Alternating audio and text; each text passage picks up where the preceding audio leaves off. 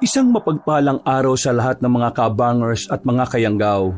Ang kwentong ito ay hango sa totoong buhay. Ito ay karanasan ko noong nasa probinsya pa ako ng Capiz. Bata pa lang ako ay alam ko na ang kapalaran na meron ng angkan ko. Kaya alam ko na rin na ang mga aswang ay mga salot sa lipunan. Nung panahon na yon, nalagay ang buhay namin sa panganib dahil sa matinding galit ng mga aswang. Pero dahil malakas at magagaling ang mga kamag-anak ko, naubos silang lahat. Inakala naming lahat kabanong na yun na ang katapusan ng mga nilalang. Pero wala kaming ideya na yun palang pala ang simula. Simula ng isang nakakalungkot, nakakakilabot at nakakapanghinayang na kwento. Kilalanin niyo na lang po ko sa pangalang Damian. Subaybayan po natin ang kwentong kahit na kailan ay hinding-hindi ko malilimutan. Ang kwento ng mga antingero at aswang. Kabanong, mga kabangers at mga kayanggaw, ito ang aking kwento.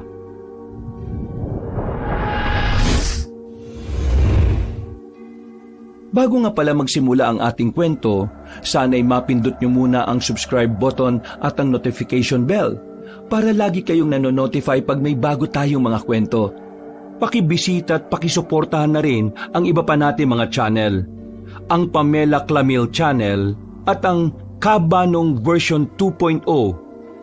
Kung wala sa mga nabanggit ko ang channel na mapapakinggan nyo na nagnanarita ko, yung channel na yon ay malamang ninakaw ang ating mga audio recordings. Huwag po nating suportahan. Mag-unsubscribe tayo dito. Naglalambing ako sa inyo na sanay yung 3 channel lang ang ating suportahan. At huwag nyo rin kalilimutan mag-like at comment. Napakalaking tulong po ito sa ating channel para mas makapagatid pa kami sa inyo ng mga magaganda at mga nakakapangilabot na mga kwento. At ngayon, sa ating pagpapatuloy. Oh, pagtubig ka muna. Kanina ka pa dyan eh. Uy, ba't ka nandito? Hindi ba halata? Eh di para samahan ka. Ayaw mo ba? Hindi naman. Baka kasi nakakaabala ako sa trabaho mo. Huwag ka mag-alala. Palagi mo naman ako makakasama eh. Masasamahan na kita mag-insayo. Babalik ka na sa pagiging manunugis? Oo, marami na akong oras eh. Nangyari sa trabaho mo? Eh yun, nagkasagutan kami ni Erpat. Sabi niya lumayas na raw ako sa bahay. Kaya yun, tinanggal na rin niya ako sa farm. Eh di, saka na ngayon yan? Hindi ba lata? Eh di sa bahay mo. Mag-isa ka na lang naman dun, di ba? Pambira ka rin talaga no? Kaya siguro ang lakas ng loob mo kasi alam mo meron kang tutuluyan eh. Pre, alam mo naman noon pa mainit na ang dugo sa akin ni Erpat.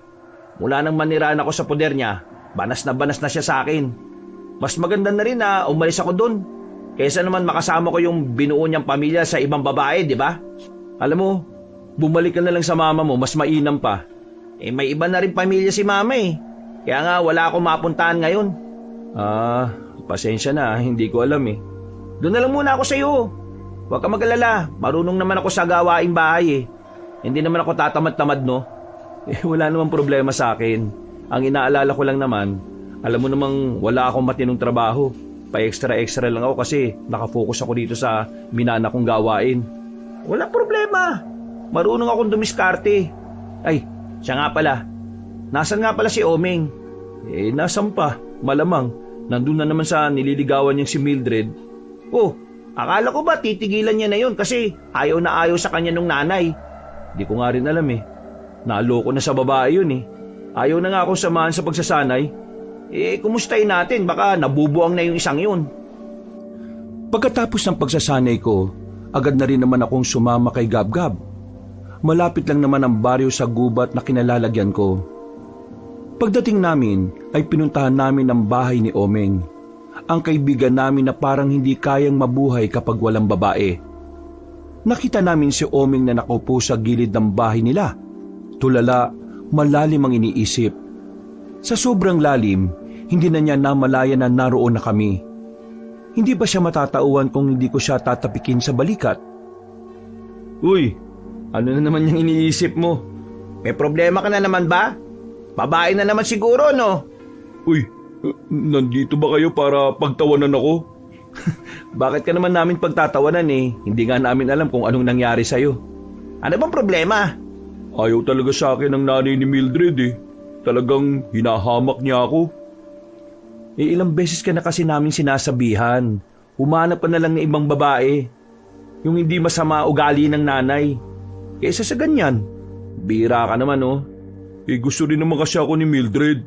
Nanay niya lang talaga yung pumipigil sa aming dalawa. Kung talagang gusto ka ni Mildred, di ipaglaban ka niya. Pinaglalaban naman niya ako eh. Kaso, hindi siya makapalag sa nanay niya. Kasi nanay niya yun eh. Ano bang pwede kong gawin? May alam akong paraan. Pero medyo kailangan mo rito ng kapal ng muka. Hindi ba mapapahamak yung kaibigan natin dyan?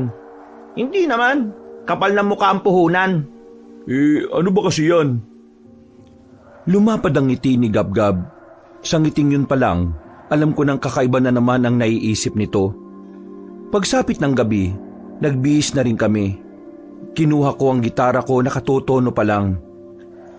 Sinamahan na rin namin ng mga bulaklak, nakapipitas lang din sa gubat. Nung gabing yon, manghahara na kami sa bahay ng babaeng nililigawan ni Omeng. Pero hindi si Mildred ang haharanahin namin. Walang iba kundi ang nanay nito. Ang sabi kasi ni Gabgab, mas maganda rin daw kung pati ang mga magulang ng babae ay hinaharana rin. Isa raw itong paggalang at pagbibigay halaga sa tradisyon ng mga Pilipino. Naniwala naman kami sa kanya dahil siya ang mas maraming karanasan pagdating sa mga babae. Sigurado ka magiging epektibo to, ah? Oo naman. Ilang beses ko na tong ginawa sa mga naging kasintahan ko eh. Ano nangyari? Bakit ka hiniwalayan? Yung babae ng mga may problema, hindi ang mga magulang. Ayan na. Kinakabahan na ako. Huwag kang kabahan. Ipakita mo na kalmado ka lang. Kapag napansin ni Aling Minda na kinakabahan ka, baka isipin niyang hindi ka tunay na lalaki. Baka mas lalo lang madagdagan ng dahilan niya para tutulan ng landian yun ni Mildred. Hindi yun landian. Pagmamahalan yun. Kahit na ano pa yan. Basta kalmahan mo lang. Aminado kong medyo kinakabahan din talaga. Kilala kasi namin talaga si Aling Minda. Noon pa man ay napakasungit nito. Lalong-lalo na sa mga taong kinaiinisa na matanda. Pero noong mga oras na yon, pinagdasal ko na lang na sana hindi yun maging dahilan ng panibagong pagluha ni Omeng. Hindi nagtagal, kinalbit ko na ang kwerdas ng gitara. Nagsimula ng kumanta si Omeng. Maganda naman ang boses niya, pero dahil sa kaba ay nanginginig yun. Wala pang 5 minuto, bumukas na ang bintana. Bumungad si Mildred. Nakangiti, halatang kinikilig. Pero bumungad din si Aling Minda, nakasimangot at halatang naiirita. Buong akala ko noon na hindi na namin matatapos ang pagharana. Akala ko bubuhusan kami ng kung anong mainit, pero nakaabot kami hanggang sa huling salita ng kanta. Pagkatapos, bumaba si Aling Minda kasama ang babaeng si Mildred. Hindi ka ba talaga nakakaintindi, Omeng? Ayaw nga kita para sa anak ko, tapos haharanahin mo pa siya? Hindi naman po si Mildred ang hinaharana ko eh. Sasasabi mo ha? Kung hindi, sino? Kayo po. Kayo pong hinaharana ko. Ang sabi po kasi nila, dapat nililigawan din ang mga magulang ng babaeng mahal mo. Kaya, yun pong ginawa ko. Nililigawan mo ako? Pwes, para sabihin ko sa'yo, hindi kita gusto sa kahit na saang anggulo. Naintindihan mo? Grabe naman po kayo. Uy, huwag kang umiyak dyan, Omeng. Aling Minda, pwede ba naming malaman kung ano ang dahilan kung bakit ayaw nyo rito sa kaibigan namin? Ang gusto ko para sa anak ko, matangkad, maputi, matangos ang ilong. Sa madaling salita, gwapo't matipuno. At higit sa lahat, mapera! Yung kayang buhayin ng anak ko, hindi yung ganyan. Aling Minda, hindi naman pangit ang kaibigan namin ah. Kahit na hindi siya maputi, gwapo naman yan. Moreno nga lang talaga. At isa pa, may trabaho namang matino si Omeng. Nagsisikap siya sa buhay. Ang mahalaga naman sa lalaki, yung madiskarte. Aanin mo naman yung kagwapuhan kung wala naman alam sa buhay. Aanin mo ang maraming perang lalaki kung hindi naman kayang alagaan ng anak ninyo't mahalin. Oo nga naman. Kaya pagbigyan niyo naman itong si Oming. Mama, mabuting tao naman si Oming. Hindi siya mayaman pero kaya niyang gawin ang lahat para alagaan at ingatan ako. Hindi. Hindi, Mildred. Nadadala ka lang talaga sa emosyon. Bata ka pa kasi kaya ang tanging iniisip mo lang yung masaya ka. At yung pagmamahal na yan. Pero sa oras na pumasok ka na sa buhay pag-aasawa, doon mo na makikita ang mga totoong problema. Isa na dyan ang pera. Ayokong danasin mo ang dinanas ko. Nag-asawa ko ng mahirap. Kaya hanggang ngayon, mahirap pa rin ako. Kung mag-aasawa ka na lang din, doon ka na sa kaya kang bigyan ng marangyang buhay at komportable. Hindi yung mag-aasawa ka lang din hampas lupa pa. Sobra naman po yata yung huli niyong sinabi, Aling Minda. Huwag niyo namang sabihan ng hampas lupa tong kaibigan namin. Baka naman kaya mo gusto ng mayamang lalaki para sa anak mo para makaranas ka rin ng karangyaan. Sino ka para pag-isipan ako na masama, ha? Sino ka rin para maliitin mo si Oming? Tinatanong mo kung sino ako? Apo lang naman ako ng taong nagligtas ng buhay ng baryo na to. Apo lang naman ako ng taong nagbuwis ng buhay para kalabanin ng mga aswang. Ikaw, sino ka? Uy, pre, puso mo. Nakaka-high blood na tumatandang to Hoy Mildred, pasensya na kung sasabihin ko to Aling Minda, alam mo kung bakit mahirap ka pa rin hanggang ngayon? Kasi umaasa ka lang naman na merong taong mag-aahon sa'yo sa kahirapan. Kahit kailan, hindi ka naman nagsikap Puro ka lang asa sa iba. Wala kang karapatang maghangad ng magandang buhay kung hindi ka naman nagsisikap. Ba't loko to Loko talaga ako. Bakit? Ano bang gusto mo? Suntukan na lang tayo. Uy, tarantado ka ba? Mildred, aalis na kami Painumin mo ng tubig yung mama mo parang aatakihin Hinila na ako ni Gabgab paalis doon. Bumalik na lang kami sa bahay nila Oming. Napopo na lang kami sa gilid. At sa mga sandaling yon ay kalmado na rin ako. Parang saka ko lang napagtanto na hindi pala talaga tama yung ginawa kong eksena. Pre, sinira mo yung moment. Kaya naman pakiusapan si Aling Minde Ikaw lang tong buang Di ba naririnig yung mga sinasabi niya? Iniinsulto niya na si Oming Normal na yun. Parang hindi mo naman kilala yung matandang yun. Alam mo kung anong hindi normal? Yung hamunin mo si Aling Minda ng suntukan, pre. Ang tanda na nun Babae pa. Maiintindihan ko pa kung si Mildred ang hinaman mo ng suntukan Pero si Aling Minda, nakadroga ka ba? Hindi ko na rin alam ang mga sinabi ko kanina Na-high blood na ako Sana, hindi na lang kayo nakialam. Mas lumala pa yung sitwasyon. Napatingin na lang kami kay Oming. Nakatulala na naman siya sa malayo. Baka sa mukha niya ang pagkadismaya at lungkot. Nakaramdam ako ng konsensya. Kung hindi siguro ako gumawa ng eksena, baka hindi mas nagalit si Aling Minda sa kanya. Pare, pasensya ka na ayaw ko lang naman kasi na minamalit ka ni Aling Minde. Sanay na ako. Sobrang sanay na ako. Kaya sana hindi nyo na lang ako pinakialaman Pre, hindi ka dapat nasasanay sa ganun. Kaya siguro ayaw sa iyo ni Aling Minde dahil alam niyang nagpapaapi ka lang din sa kanya. Kaya kong gawa ng diskarte yun. Kaya ko. Pwede ko naman tiyagain Pero dahil sa ginawa niyong dalawa, wala na. Ikaw, Gabgab, sabi mo effective. Anong nangyari? Nga. Walang nangyari. Ikaw naman, Damian, hinamon mo pa ng suntukan. Tingin mo sa susunod na balik ko doon, magagawa ko pang humarap? Hindi na. Dahil sa ginawa mo. Kayo kasi, palibasa, wala kayong ibang alam gawin sa buhay kundi aswang-aswang. Maging palamunin sa pamilya. Ako kasi, may plano ako sa buhay ko Gusto kong bumuo ng pamilya kasama si Mildred. Kung kayo wala na patutunguhan ng buhay nyo, ibahin nyo ako. Pre, di na maganda yung sinasabi mo O bakit? Totoo naman Ikaw, Gabgab, di ba palamunin ka sa inyo? Nagtatrabaho ka sa pamilya mo pero madalas kang gumagawa ng problema sa kanila. At ikaw naman, Damian, puro ka na lang ensayo ng ensayo. Habang buhay ka ng ensayo. Kahit wala namang mga aswang dito, puro ka aswang. Tatanda ka na lang dyan sa inaatupag mo kakaaswang-aswang mo eh. Uy, wag mo minamalit ang ginagawa ko ha. Itong ginagawa ko paghahanda sakaling magbalik ulit ang mga aswang. Wag mo ko igaya sa'yo na mas piniling maging baliw sa babae kaysa ipagpatuloy yung sinumpaan mong tungkulin. Tapos na ako sa ganyan, Damian. Nagawa ko ng parte ko nung panahon ng labanan. 4 na taon na nakalilipas mula nang matalo natin ang mga aswang. Kung ikaw, nandiyan ka pa rin, wag mo akong isama. Ikaw lang ang magmana ng tungkulin ng lolo mong namatay. Ikaw lang. Hindi ako kasama. Uy, teka. Tama na nga yan. Para naman kayong hindi magkaibigan eh. Huwag niyo na kasi akong pakialaman, pwede ba? Kung gusto mo, Gab-Gab, ikaw na lang ang pumalit sa akin. Ikaw na lang sumama sa pag-iinsayo dyan. Kasi ako, ayaw kong mamatay.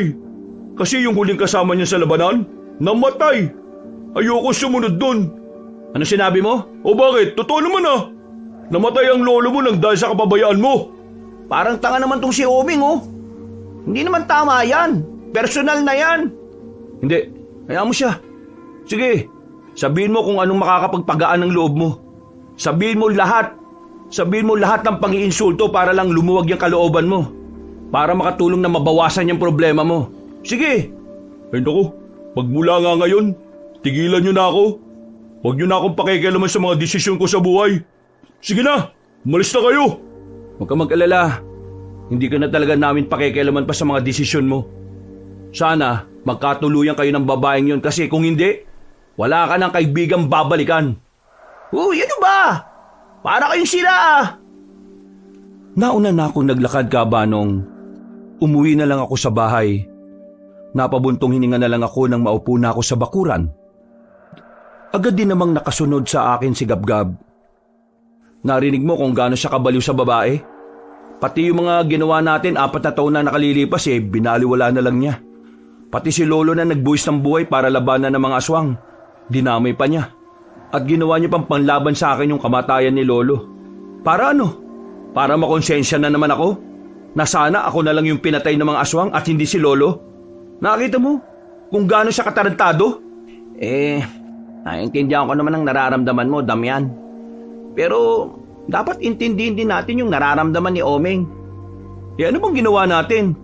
Kulang ang pag-unawa natin, pre. Kulang. Paano kulang? Hinayaan na nga natin siyang kumalas sa samaan para lang makipaglandian siya ron sa babaeng yun. Pre, malalim ang pinagugutan ni Omeng. Para sa kanya, isang karangalan na mahalin din siya ni Mildred. At ang karangalan na yun ang tanging meron siya. Sa bahay nila, minamalit lang din siya ng mga kapatid niya. Ganon din yung tatay niya. Kaya si Mildred, parang medal yun sa kanya. Isang medal na sumisimbolo sa kaisa-isang magandang bagay na nagawa niya sa buong buhay niya. Kaya kapag yun nawala para sa kanya, parang kalahati na rin ng buhay niyang nawala. Yun ang hindi natin maintindihan, pre. Hindi ako nakapagsalita ng mga sandaling yon, Kabanong. Bigla kong napagtanto na tama nga si Gab-Gab. Kulang din talaga ang pangunawa na binibigay namin kay Omeng. Sa aming 3 kasi, si Omeng talaga ang mahina ang loob. Siya talaga ang palaging maliit ang tingin sa sarili niya.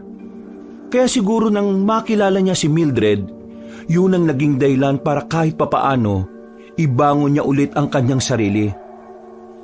Ayos lang yan. Normal sa magkakaibigan na nakakasamaan ng loob.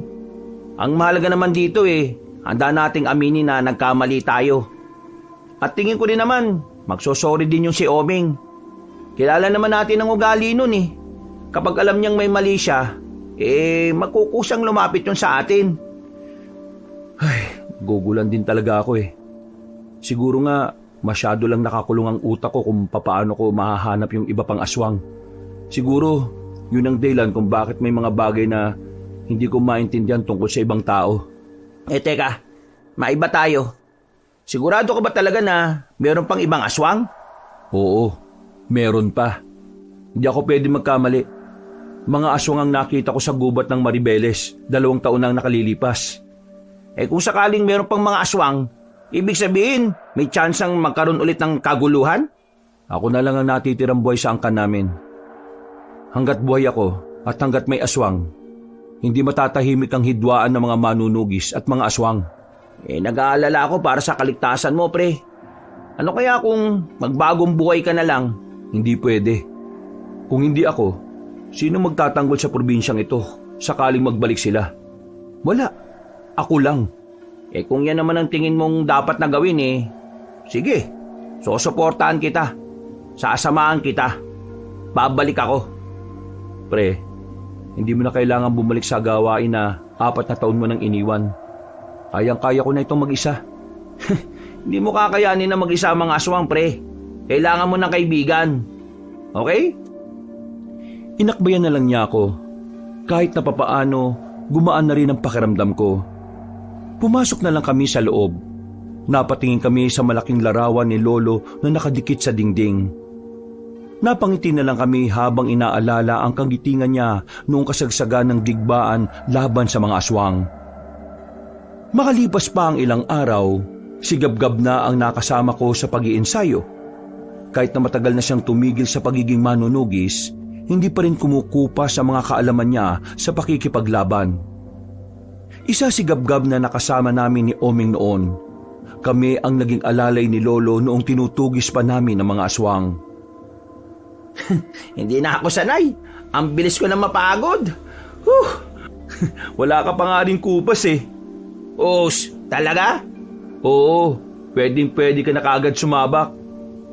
Mas maganda siguro kung kasama natin si Oming, no? Kaso, malabo pa sa ngayon Hayaan na muna nating lumamig ang ulo. Hindi ba kayo nagkausap nito mga nakarang araw? Hindi. Balita ko nga rin. Hindi rin sila nakikita ni Mildred. Paano sila nakakapag-usap? Hindi na nasagot yon ni Gab-Gab nang marinig namin ang sigaw ng mga magsasaka na napadaan sa ilog. Natataranta sila. Naintriga naman kami kaya agad namin silang nilapitan. Tinanong namin kung ano ang nangyayari. Ang sabi ng matanda, isang katawan ng lalaki ang nakitang wala ng buhay. Marami raw hiwa sa katawan at mayroong butas sa bandang leeg.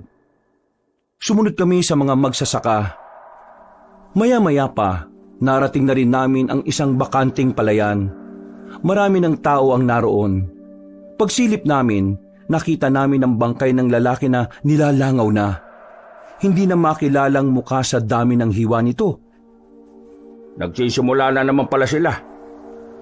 Napalingon kami sa likuran nang marinig ang tinig na yon ng matandang lalaki. Pagtingin namin, isang matandang parang ermitanyo ang nakita namin. Meron pa siyang daladalang tungkod. Mahaba ang buhok niya na kulay puti. Balbasarado na rin at mahaba ang bigote. Sinong sila ang tinutukoy niyo? Kung sino ang nasa isip niya, yon ang tinutukoy ko.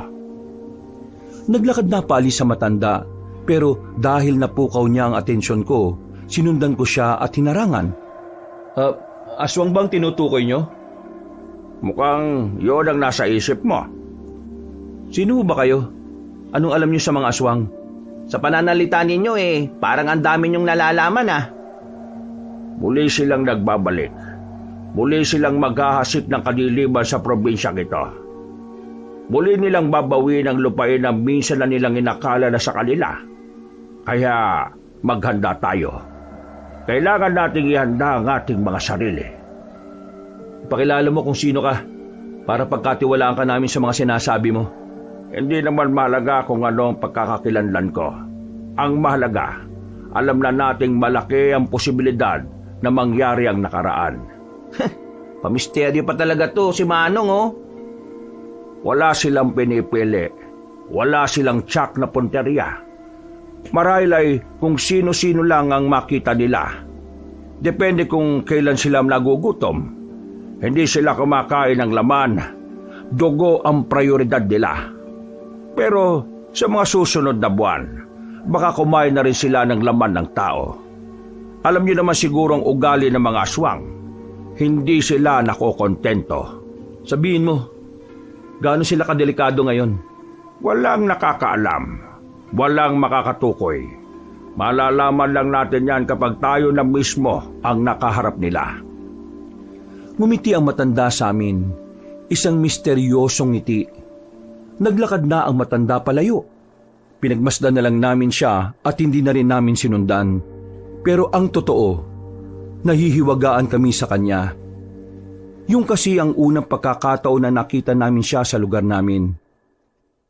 Medyo duda ako sa matandang yun Parang ang daming nalalaman Hindi parang, marami talaga siyang nalalaman.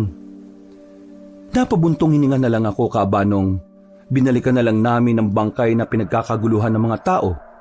Maya-maya pa, dumating na rin ang mga pulis para imbestigahan yon.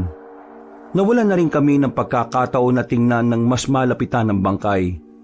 Pero nung oras na yon, alam ng lahat ng tao na maaaring aswang ang dumali sa lalaki. Kumalat yun sa buong baryo namin. Dahilan para makapagdulot na naman ito ng takot sa mga residente. Parang bumalik ang kilabot na nararamdaman namin 4 na taon na ang nakalilipas. Hanggang sa sumapit ang kinagabihan. Ramdam ang takot ng mga tao. 6:00 pa lang kasi ay nasa loob na ng bahay ang mga tao. Anong binabalak mo ngayon, pre? Hindi ko rin alam. Kung sakaling nagbalik na nga sila, wala naman akong dapat ikabahala. Nakapaganda ako ng mahabang panahon. Malaki ang tiwala ko sa sarili ko. Nakakayanin ko naman silang harapin. Pre, kasama mo ko Pero ano bang sabi ng ibang miyembro ng samahan? Wala. Mula nang mamatay si Lolo, hindi naman na sila bumalik. Wala silang tiwala sa akin Ayaw nila na akong mamuno at magpatakbo ng organisasyon. Wag mo na muna siguro nating isipin yan. Matulog na lang muna tayo. Isasara na sana ni Gabgab ang pintuan nang biglang makarinig kami ng malakas na sigaw ng lalaki. Naalarma kaming dalawa. Agad naming kinuha ang katana namin. Muli namin pinakinggan kung saan nagmumula ang sigaw. Nang makasiguro na kami kung nasaan yon, ay agad na namin pinuntahan. Pero laking dismaya namin sa aming inabutan. Away mag-asawa lang pala. Kaya sumisigaw ang lalaki ay dahil pinagpapapalo siya ng asawa niya ng 2x2. Napapakamot na lamang kami sa ulo. Pambira naman! Sige ate, hampasin mo yan! Ganyan dapat ginagawa sa mga manluloko! Sus, akala ko naman kung ano na. Visit Binalik na lang namin sa lalagyan ng dala naming katana. Naglakad na kami pabalik sa bahay. Pero hindi pa man kami nakakarating doon. Nakita namin si Aling Minda na tumatakbo. Nakadapa pa ito dahil sa pagmamadali. Kahit na ubod ng sama ang ugali noon, nilapitan namin siya para tulungang makatayo. Oh, Aling Minda, anong nangyayari sa inyo? Bakit kayo tumatakbo? May tinatakbuhan ba kayong utang? Anong utang? Hindi ako nangungutang, no? Marami akong pera. Bakit nga kayo natakbo? May kasi, parang may nakita kong aswang doon, sa bandaron. Sigurado ka ba sa nakita mo? Hindi ko nga nakita. Parang may naramdaman at narinig lang ako na umangil Parang angil ng aso. Umuwi na kayo sa inyo, Aling Minda. Kapag napatay ka ng aswang, magkakatuluyan si Oming at Mildred. Sumimangot lang sa amin na matandang babaeng yon at agad na ring umalis. Hindi naman kami nagsayang ng oras. Nagmamadali naming pinuntahan kung saan ang tinuturo ni Aling Minda. Pagdating namin doon, wala namang kaming inabutan. Sinuri namin ang buong paligid. Sumilip na rin kami sa mga halamanan pati na rin sa likuran ng nagtataasang puno. Pero ang tanging nakita lang namin doon ay mga likido na malalapot. Nasa pagkakasuri namin, laway ngayon ng isang aswang. Pare, umanda ka. Dumaan dito ang aswang. Pre, mukhang mapapalaban tayo. Oo, kaya maging alerto ka. Marahan kaming naglakad papasok sa isang iskinita. Sumilip kami roon. Tinutukan namin ang daladala naming maliit na ilaw. Pagtingin namin sa likuran ng puno, nakita na namin ang isang lalaking pilit pinagkakasya ang sarili sa malalaking ugat. Nandito! Wala na kaming sinayang na panahon. Tinagaan namin ang aswang, pero sa kasamaang palad, nakagapang siya palayo. Sinubukan naming habulin, pero nang makarating na kami sa pusod ng kagubatan, tumigil na muna kami sa pagsunod. Hinayaan na namin siyang makalayo. Hinala kasi namin ay baka hinahatak niya lang kami papunta sa mga kasama niya. Hindi maganda to. Balik! Kailangan natin bumalik! Akala siguro ng mga tangang to, kakagat tayo sa patibong nila ha. Bago pa may mangyaring hindi maganda sa amin, ay nilisan na rin namin ang kagubatan. Hindi man kami napalaban, alam namin na sa mga susunod na araw ay maaring malagay na sa alanganin ng buhay namin. Hindi naman bago sa amin ang mga ganoong eksena. Kung tutuusin, sanay na kami doon. Pero iba pa rin kasi talaga kapag kasama namin si Lolo. Malakas ang loob namin. Pero nung kami na lang ang kailangang tumayo sa aming mga sarili, dito na nagbago ang ihip ng hangin. Kinakabahan na kami. Kahit na inilaan ko ang 4 na taon sa pagsasanay, nakakaramdam pa rin ako ng pangamba. Wala akong kaalam-alam kung ano ang mga aswang na makakalaban namin at kung gaano sila kababangis. Ang kalabanin sila ay parang nangangapa sa dilim. Hindi mo makikita kung ano ang mangyayari sa'yo. Ayos ka lang ba, pre? Kanina ka ba tahimik ah? Oo, ayos lang naman ako. Naisip ko lang bigla si Lolo eh.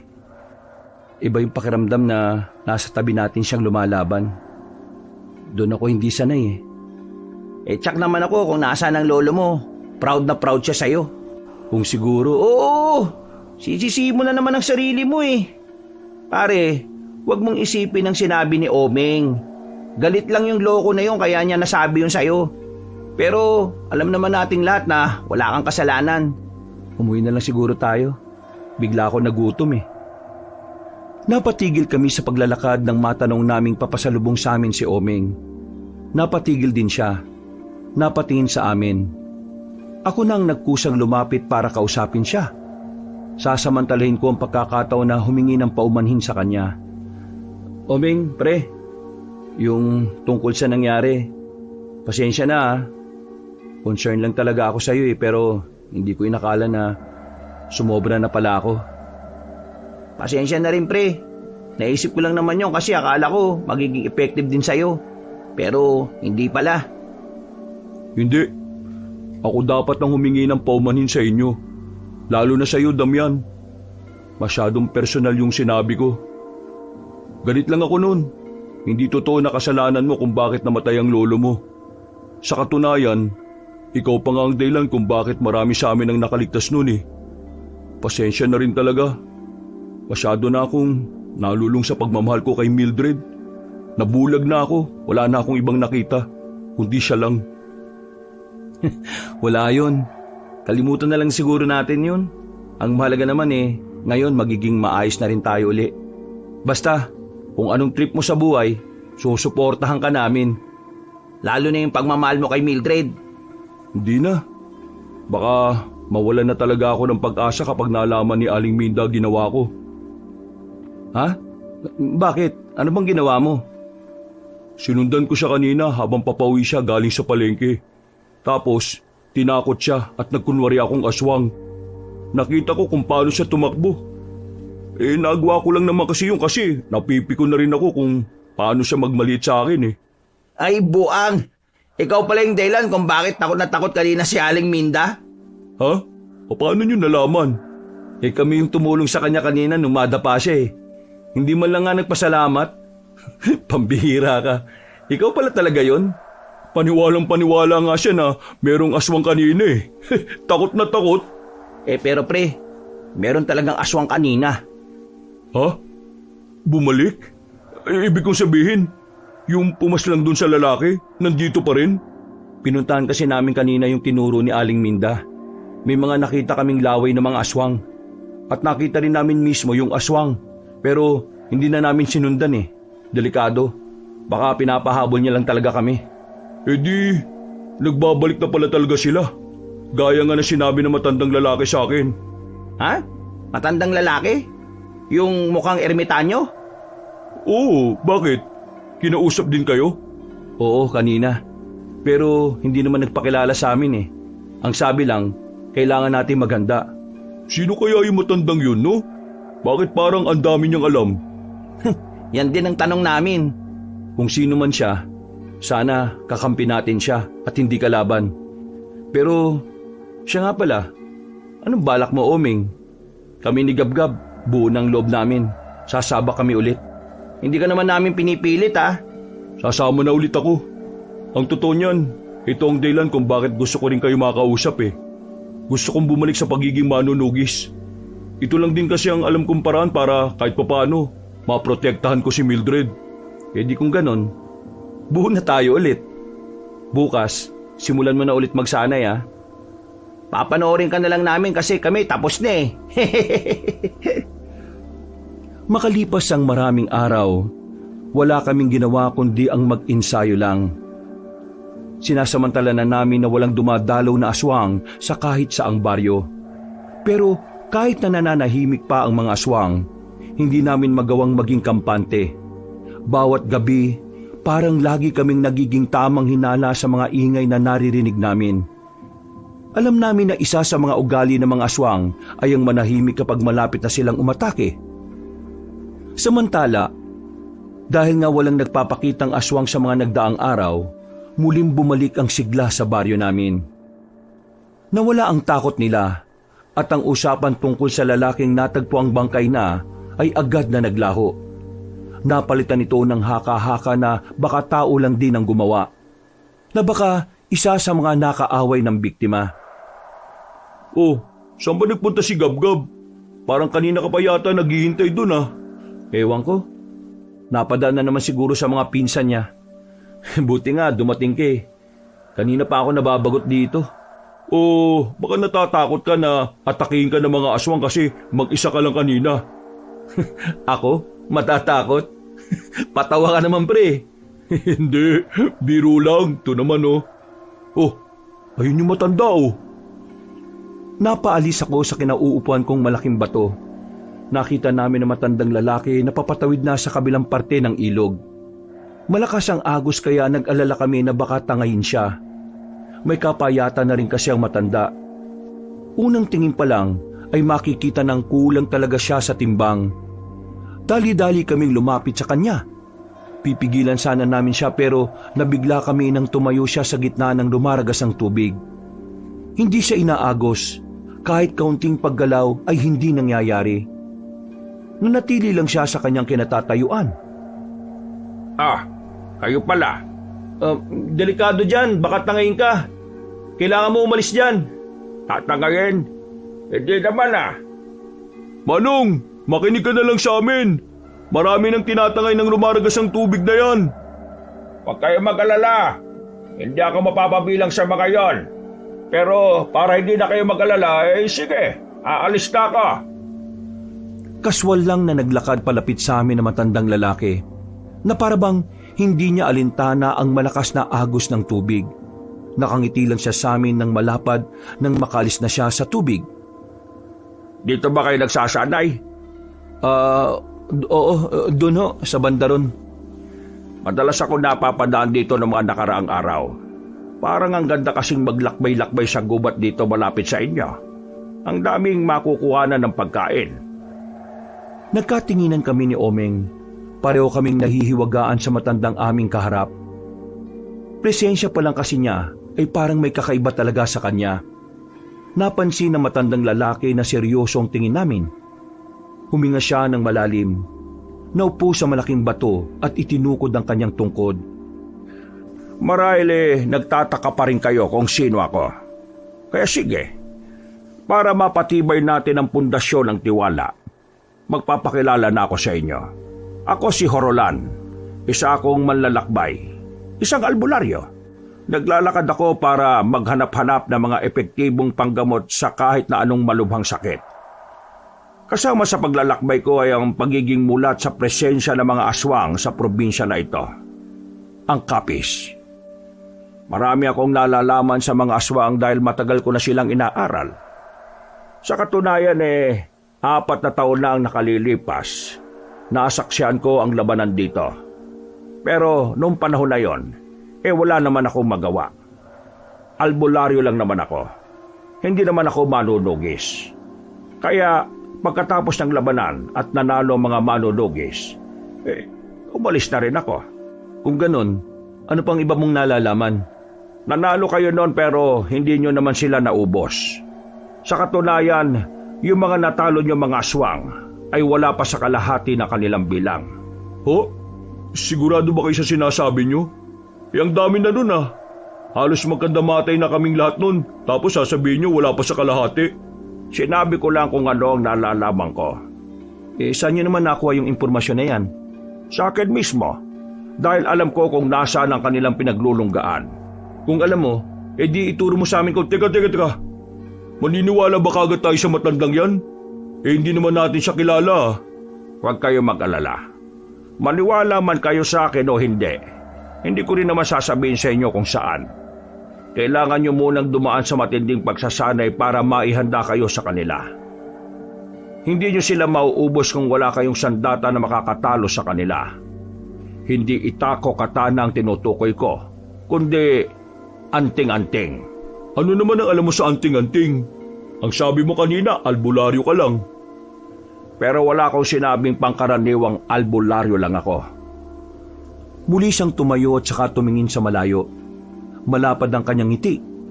Sobrang kalmado. Parang normal na lang talaga sa kanya na pag-usapan ng mga aswang. Bagay na nagpapatunay na hindi nga siya pangkaraniwan. Meron akong 3 na anting-anting na inaalagaan. Hindi ko sila pagmamayari. Dahil hindi naman ako gumagamit nun.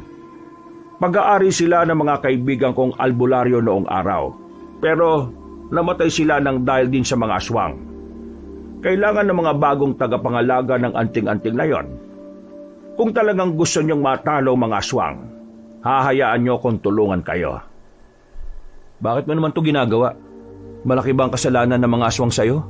O baka dahil lang sa mga kaibigan mong napatay nila? Sobrang laki na kasalanan nila sa akin. Mas malaki pa sa mga pututoy ninyo. Sila ang sumira ng buhay ko. Kaya gagawin kong lahat para maubos sila. Maniniwala lang kami sa mga sinasabi mo kapag napatunayan mong totoo mga yun. Nagdududa ka pa ba na hindi ako albularyo? O kung naniniwala ka man, iniisip mong pipitsuging albularyo lang ako? Pwede nating subukan. Dumistansya ng bahagya ang matandang si Horolan. Sumenya siya kay Omeng. Pinapalapit niya ito. Napangisi naman si Omeng dahil masyado siyang kampante. Pero ako, bigla kong kinutaban nang makita ko kung paano iporma na matanda ang paa niya. Sigurado ka talagang lalabanan mo ako sa sparring ha? Etong si Damian nga, iniiwasan ako makasparring eh. Huy, pinagsasasabi mo. Subukan lang natin. Kapag napaluhod kita, ibig sabihin totoo mga sinabi ko. Kapag ikaw ang napaluhod ko, anong kapalit? Kapag napaluhod mo ko, pagsisilbihan kita hanggang sa dulo ng aking hininga. Ngumiti ng nakakaloko si Omeng. Naniniwala siya na gagawin niya lang punching bag ang matandang yon. Nang bitiwan na nila ang kanilang mga hawak, lumusob na rin si Omeng. Isang malakas na suntok ang kanyang pinakawalan. Pero binigla kami na matandang yon. Walang kahirap-hirap na nailaga ni Mang Horolan ang suntok ni Omeng. Sinundan pa ni Omeng ng isa pang suntok. Pero sa halip na makatama siya, ay siya pa ang nadali na matanda. Tinamaan siya ni Mang Horolan ng malakas na suntok sa bandang panga. Dahilan para mapatigil sandali ang kaibigan ko. Iiling-iling siya nang makaramdam siya ng pagkahilo. Lakas mo mga tsamba. Tingnan natin. Nagubad na ng damit si Omeng. Dali-dali niyang nilapitan si Mang Horolan. Pero kahit na anong gawin niya, ay hindi man lang niya maidaplis ang kanyang kamao. Parang pinaglalaruan lang din siya na matanda. Maya-maya pa, isang malakas na suntok naman ang ginawa ni Mang Horolan sa tiyan ni Omeng. Sa lakas ng suntok, napaluhod na ang isa nitong tuhod. Hindi na ito nakatindig ulit. Paano ba yan? Mukhang ako nanalo. Sabihin mo nga sa akin, matanda ka ba talaga? Alam mo, wala naman kasi sa edad yan. Nasa dami na ng karanasan mo yan sa buhay. Matanda na ako. Alam ko na ang lahat ng anggulo ng pakikipagbasag ulo. O ngayon, naniniwala ka na ba sa sinasabi ko? Oo, naniniwala na ako. Di naman pwedeng hindi parang binugbog mo na ako dito eh. Hindi ako ganyang bumugbog. Pero dahil naniniwala naman na kayo sa akin, pwede na nating simulan bukas ang ating misyon. At yun ay ang iisa-isahin ng mga aswang. Pero teka, nasaan yung isa niyong kasama? Bakit hindi ko siya nakikita rito? Bigla naming naalala si Gabgab sa tanong na yon ni Mang Horolan. Lagpas 1 oras na kasi siyang hindi nakakabalik sa kagubatan, kaya naman naalarma na kami. Kasama namin si Mang Horolan nang lisanin namin ang gubat. Bumalik kami sa baryo namin. Pinuntahan ko siya sa bahay pero wala siya roon. Nagtanong-tanong na rin kami pero walang makapagsabi kung nasaan siya. Dakong 7:00 ng gabi, hindi pa rin namin nasisilayan ang kahit na anino niya. 2 na lang kami ni Oming ang magkasama sa paghahanap sa kanya. Si Mang Horolan ay nauna nang umalis at nagsabing magpapakita na lang ulit kinabukasan. Ano na kaya nangyari sa lukulukong yun? Medyo kinakabahan na nga ako eh. Kilala mo naman si Gabgab, di ba? Magsasabi yun kapag hindi siya makakabalik. Hindi kaya may nangyari ng masama sa kanya? Huwag naman sana. Ipinagpatuloy namin ang paghahanap. Lahat ng pwedeng puntahan ni Gabgab ay napuntahan na namin. Maya-maya pa, naisipan namin pumasok na sa gubat. Ayaw man naming isipin, pero may kaisipan kami na baka nadukot siya ng mga aswang at dinala na sa kagubatan. Pinuntahan namin ang parte ng gubat kung saan namin hinabol ni Gabgab ang aswang. Pagdating namin doon, ay nagtago na muna kami sa likuran ng malapad na puno. May naririnig na kasi kaming kumakaluskos. Parang may gumagalaw sa mga tuyong dahon. Hawak ang katana, marahan naming sinilip ang parteng likuran ng bayabasan. Dahil tanging liwanag lang naman ng buwan ang nagsisilbi naming ilaw, medyo kinakabahan kami dahil hindi namin maaninag ng maayos ang paligid. Pero nang nasa harapan na kami ng bayabasan, may nakita kaming lalaki roon na nagtatago. Tatagi na sana namin pero napagtanto namin na si Gabgab pala ang lalaking yon. Gabgab? Lintik ka. Ilang oras ka na namin hinahanap, nandito ka lang pala. Ano ba ginagawa mo rito? Shh! Huwag kayong maingay. Ano nga pwede ba? Huwag nga muna kayong maingay. Sige na, makisama na lang kayo. Tinikom na lang muna namin ang aming bibig, Kabanong. Noong mga sandaling yon ay nakikiramdam kami sa paligid. Ang sabi kasi ni Gabgab, meron raw siyang sinusundang aswang. Pero hindi niya sigurado kung ang aswang na yon ay ang aswang din na una naming nakita. Naglakad kami ng maingat. Diretso lang ang direksyon namin hanggang sa makarating na kami sa nagtataasang talahiban. Lagpas tao yon kaya hindi na namin makita kung ano ang patutunguhan namin.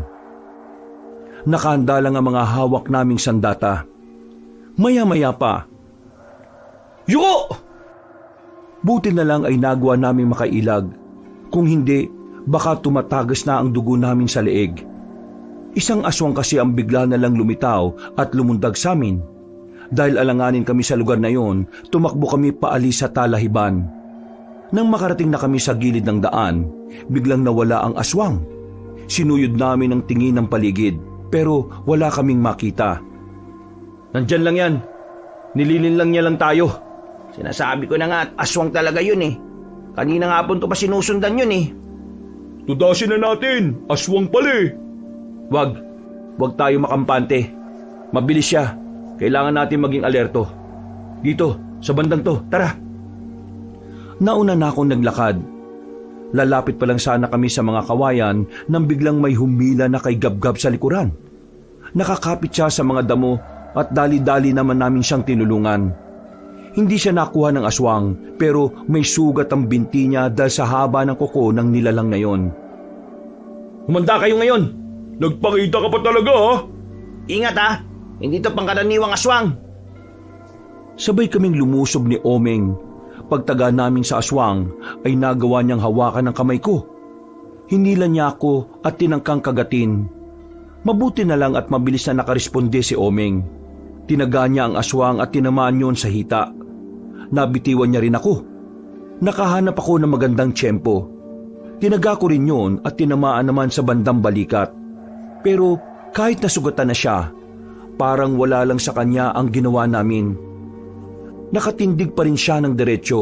Sa halip, mas lalo pa itong nagalit. Kakaiba nga ito. Hindi tayo pwedeng maging kampante sa siraulong to. Hindi nagtagal ay umatake na rin ang aswang sa amin. Laway na laway siya. Parang gutom na gutom talaga. Mabilis ang aswang na yon. Aminado akong medyo nabigla ko dahil hindi ganun kabilis sa mga nakalaban namin 4 na taon na ang nakalilipas. Tinamaan ako sa braso pero buti na lang ay hindi sobrang lalim ng pagkakakalmot niya. Si Oming naman tinamaan na rin sa kanyang hita pero kaya naman naming tiisin. Sanay naman na kami sa mga sugat dahil napapalaban din naman kami noon. Mukhang di na talaga natin kabisado ang mga aswang ngayon. Kailangan muna nating umatras. Anong atras? Kaya naman natin eh. Kaya nga natin, pero ang inaalala ko, paano kung dumating yung ibang kasama niya? Buisit talaga oh. Huwag mong pairalin ng emosyon mo, Omeng. Aalis na sana kami pero mukhang wala talagang balak ang aswang na yon na mawala ang kanyang pagkain. Hinarang niya kami sa aming daraanan. Kaya naman wala na kaming magawa kundi harapin na lang din siya. Muli namin siyang inatake. Pero sadyang kakaiba talaga ang galaw niya. Parang alam na alam niya kung saan kami manggagaling. Hindi kami nakatama. Kung tatagal pa kami sa labanan na yon, malamang sa malamang na mapapagod lang kami. At baka yun na rin na maging mitya ng buhay namin. Tila napansin ng aswang na hindi na namin siya kinakaya. Kaya ilang sandali lang, umatake na siya ng mas mabilis. Sa sobrang bilis ay hindi na namin namalaya na nasa harapan na namin siya.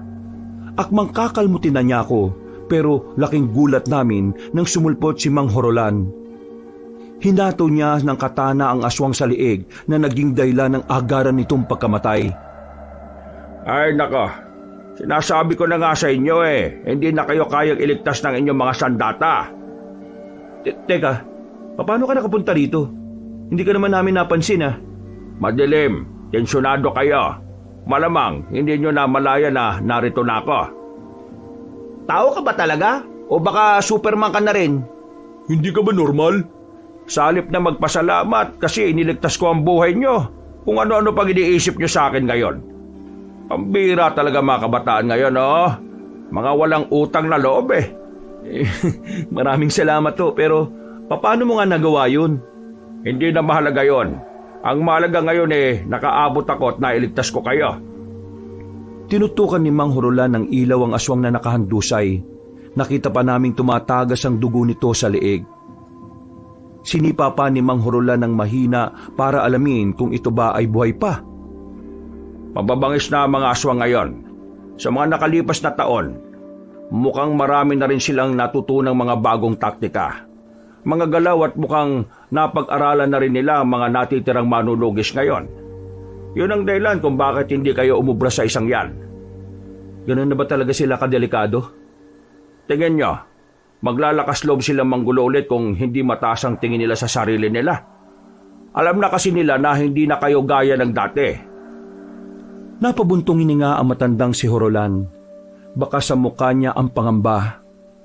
Bago namin nilisa ng kagubatan na iyon, ay sinilaban ni Mang Horolan ng apoy ang katawan ng aswang.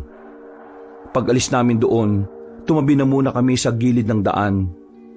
Naglabas ng panggamot at panglinis si Mang Horolan na agad din namang nailagay sa sugat ni Gabgab. Paano?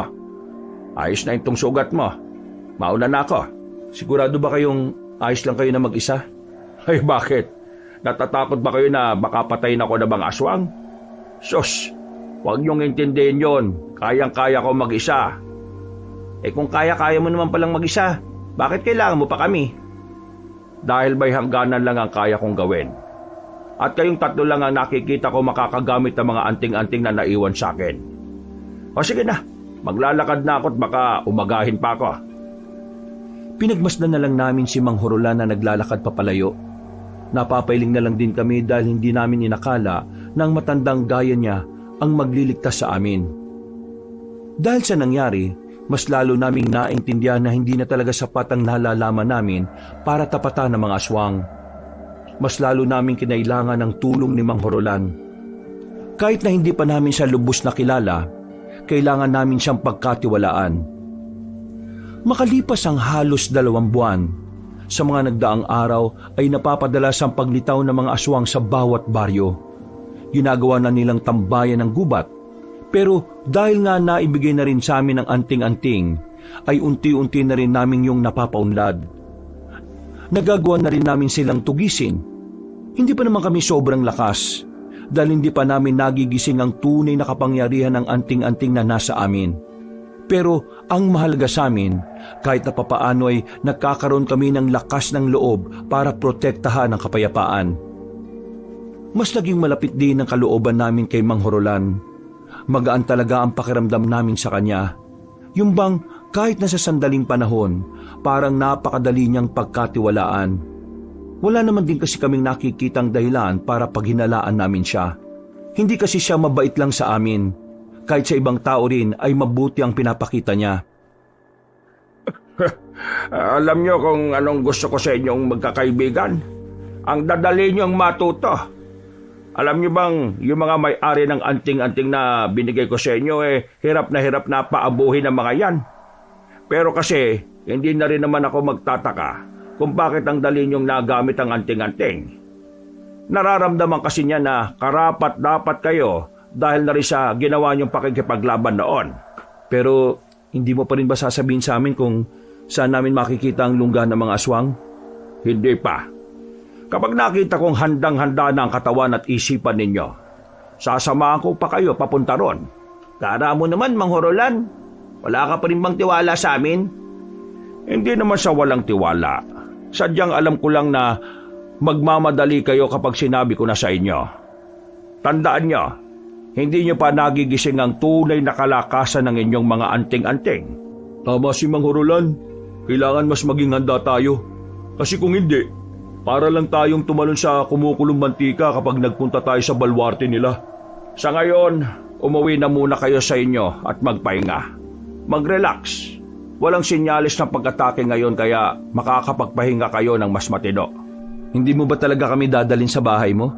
Kung may bahay lang ako bakit naman hindi? Sus, kunwari ka pa. Ayaw mo lang talaga. Siguro may tinatago ka, no? Meron talaga. Maraming marami. Napapakamot na lang kami habang pinagmamasdan naming naglalakad papalayo si Mang Horolan, Kabanong. Pag-uwi namin sa baryo namin, masigla ang mga tao. 2 buwan na ring walang kumakalat na balita tungkol sa mga aswang. Kaya naman, halos lahat ng residente ay tuluyan ng kinalimutan yon. Ganun pa man, nanatili pa rin naman kaming alerto. Hindi kami kailanman naging kampante. Kahit sa gabi ay hindi kami natutulog ng mahimbing para lang mabantayan ang paligid. Ay nako, pambira naman talaga to si Gabgab oh. Kapag inuutusan, palaging matagal bumalik. Mantika na lang ang kulang ko, magluluto na ako eh. Ano pang aasahan mo ron? Palakwento ang isang yun eh. Baka napakwento na naman sa mga kakilala niya. Oh, ayan na pala. Putik, salamat naman dumating ka. Oming, Tagal mo. Mantika lang naman ang pinabibili si Aling Minda at si Mildred. Pagkasabi niyo ni Gabgab, ay agad na binitiwan ni Oming ang kanyang sinisibak. Nilapitan niya agad si Gabgab at saka inuga-uga sa balikat. Para kang timang kong makauga. Bitiwan mo nga ako. Ano ba? Wala akong pakialam kay Aling Minda. Pero anong nangyari kay Mildred? Ito na nga. Si Aling Minda at si Mildred, nakita ko sa bakuran nila. Iyak ng iyak. Takot na takot. Narinig ko, inatake raw sila ng aswang. Hinabol daw sila mula kanto hanggang dun sa daanan sa tulay. Katangahan naman talaga eh. Bakit dun sila duman eh? Wala nang katao-tao dun sa ganitong oras. Oh, Oming, saan ka pupunta? Oy! Hindi na sumagot si Oming at dali-dali na rin itong naglakad papunta sa kinaroroonan nila Mildred. Pagdating namin doon, ay marami ng tao sa harapan ng bahay nila. Hinawi naman namin sila at saka nilapitan ng mag-ina. Ang masamang ugali na si Aling Mildred ay parang basang sisiw sa mga sandaling yon. Tulala, bakas ang kilabot sa kanyang kilos at pananalita. Wala akong mabakasang kahit na anong kasungitan sa kanya noon. Ano nangyari dito? Mildred, totoo ba na inatake kayo ng aswang? Oo, batang aswang. Bata siya. Kamuntikan na niya kaming makagat. Kung di lang ako lumaban. Nasaktan ka ba? Ayos ka lang ba? Oo, ayos lang naman ako. Pero natatakot ako na baka balikan kami ng batang aswang na yon. Huwag ka mag-alala. Hindi ko hahayaan na makalapit sila sa bahay ninyo. Maraming salamat, Oming. Talagang kailangan kita. Anong tingin mo? Papayagan na kitang manligaw sa anak ko? Porque kaya mong labanan ng mga aswang? Yan na nga ba sinasabi ko eh. Masama talaga ugali niya, kahit na naalagay na sa panganib ang buhay nila. Aling Minda naman, hindi tong oras para dyan.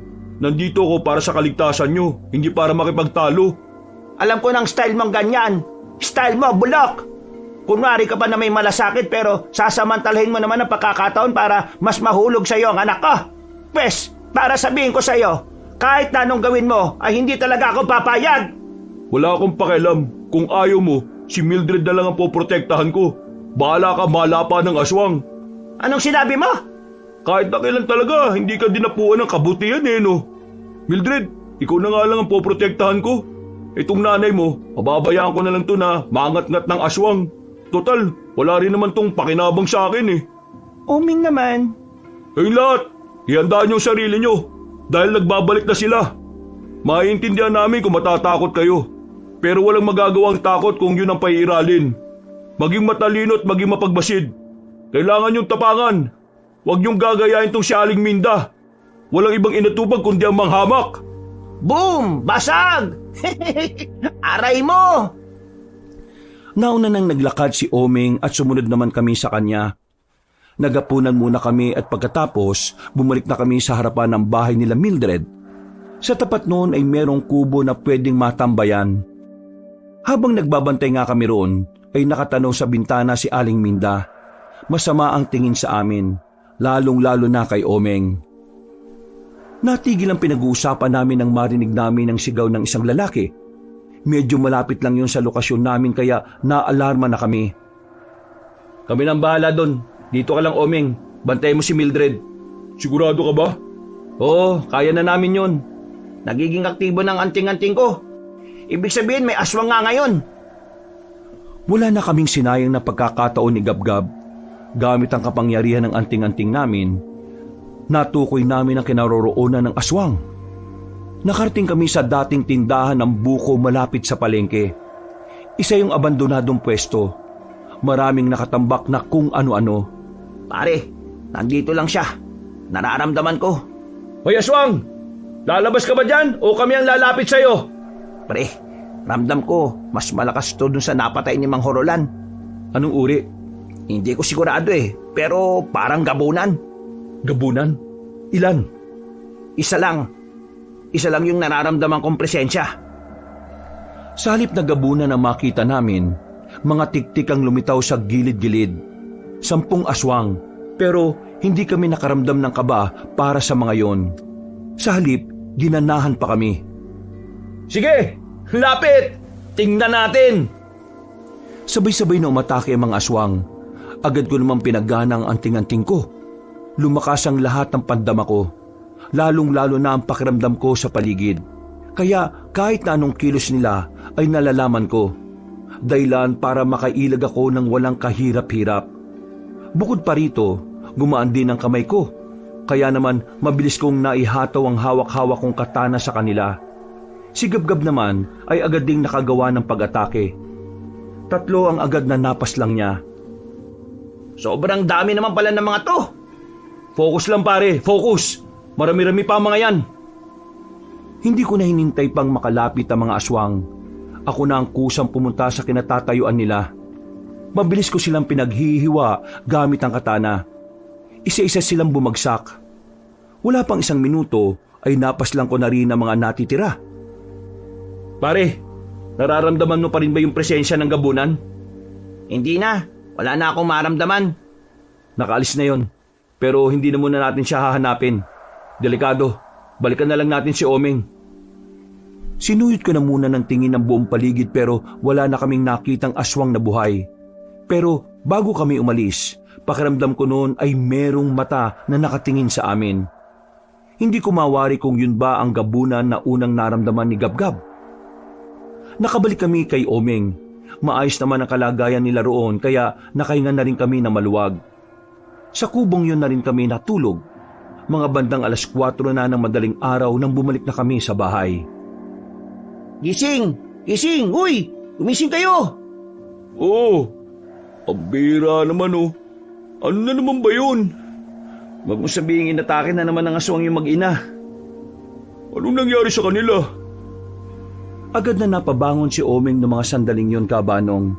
Bumakas agad ang pag-aalala sa kanyang muka. Lalabas na sana siya pero hinila siya ni Gabgab. Sinampal siya ng mahina sa muka para matauhan. Hindi to tungkol sa mag-ina. Li kayo, sumama kayo sa akin. Magugulat kayo sa makikita nyo. Kahit na wala pa kaming hilamos noong mga sandaling yon, ay dali-dali na kaming lumabas ng bahay. Ilang metro lang ang nilakad namin at nakarating na rin kami sa tulay. Inabutan kami doon ng mga nagkukumpulang mga tao. Pagtingin namin sa gilid ng tulay ay may mga bangkay na nakasabit doon. Nakabigti, maraming sugat sa katawan. Hindi yun mga normal na tao. Dahil ang mga nakabigting bangkay doon ay walang iba kundi mga aswang. Mga aswang? 7 aswang? Sinong gagawa niyan? Hindi kaya meron pang ibang manunugis na nakapatay ng mga yan? Si Mang Horolan lang ang alam ko makakagawa nito.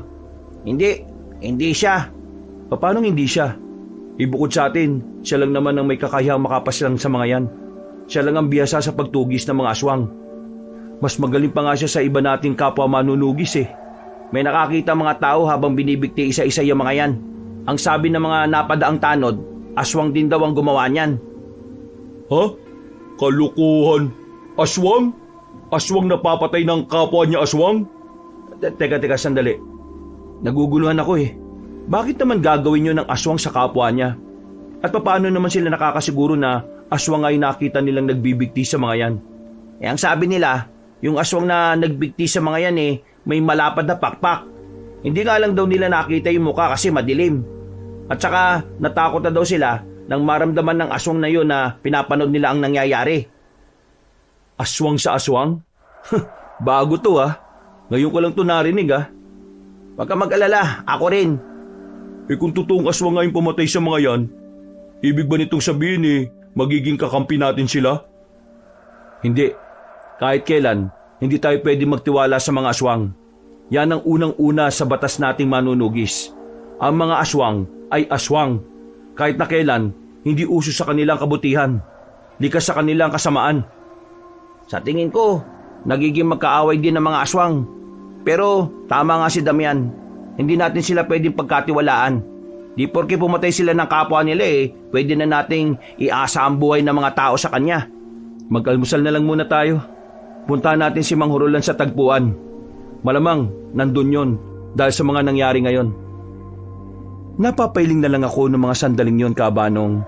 Pero ang totoo, magulo na ang takbo ng utak ko. Ang dami kong naiisip na anggulo sa mga nangyayari. Isa na rito ay ang posibilidad na palabas lang din ng mga aswang ang pagpatay sa kapwa nila aswang para maging kampante kami. Pero pwede rin naman na may mas malakas pang aswang na talagang pinapatay ang kasama niya sa hindi namin alam na dahilan.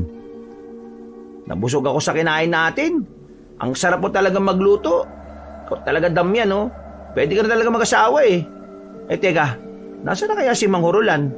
Himala yata na wala pa siya ngayon dito. Tara, maglakad-lakad na muna tayo.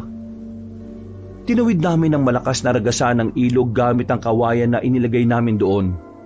Pumasok kami sa kagubatan at hindi nagtagal, meron na kaming natanaw na bahay. Yari lang sa kahoy ang bahay na yon, pero mukhang maayos. Malinis din ang bakuran.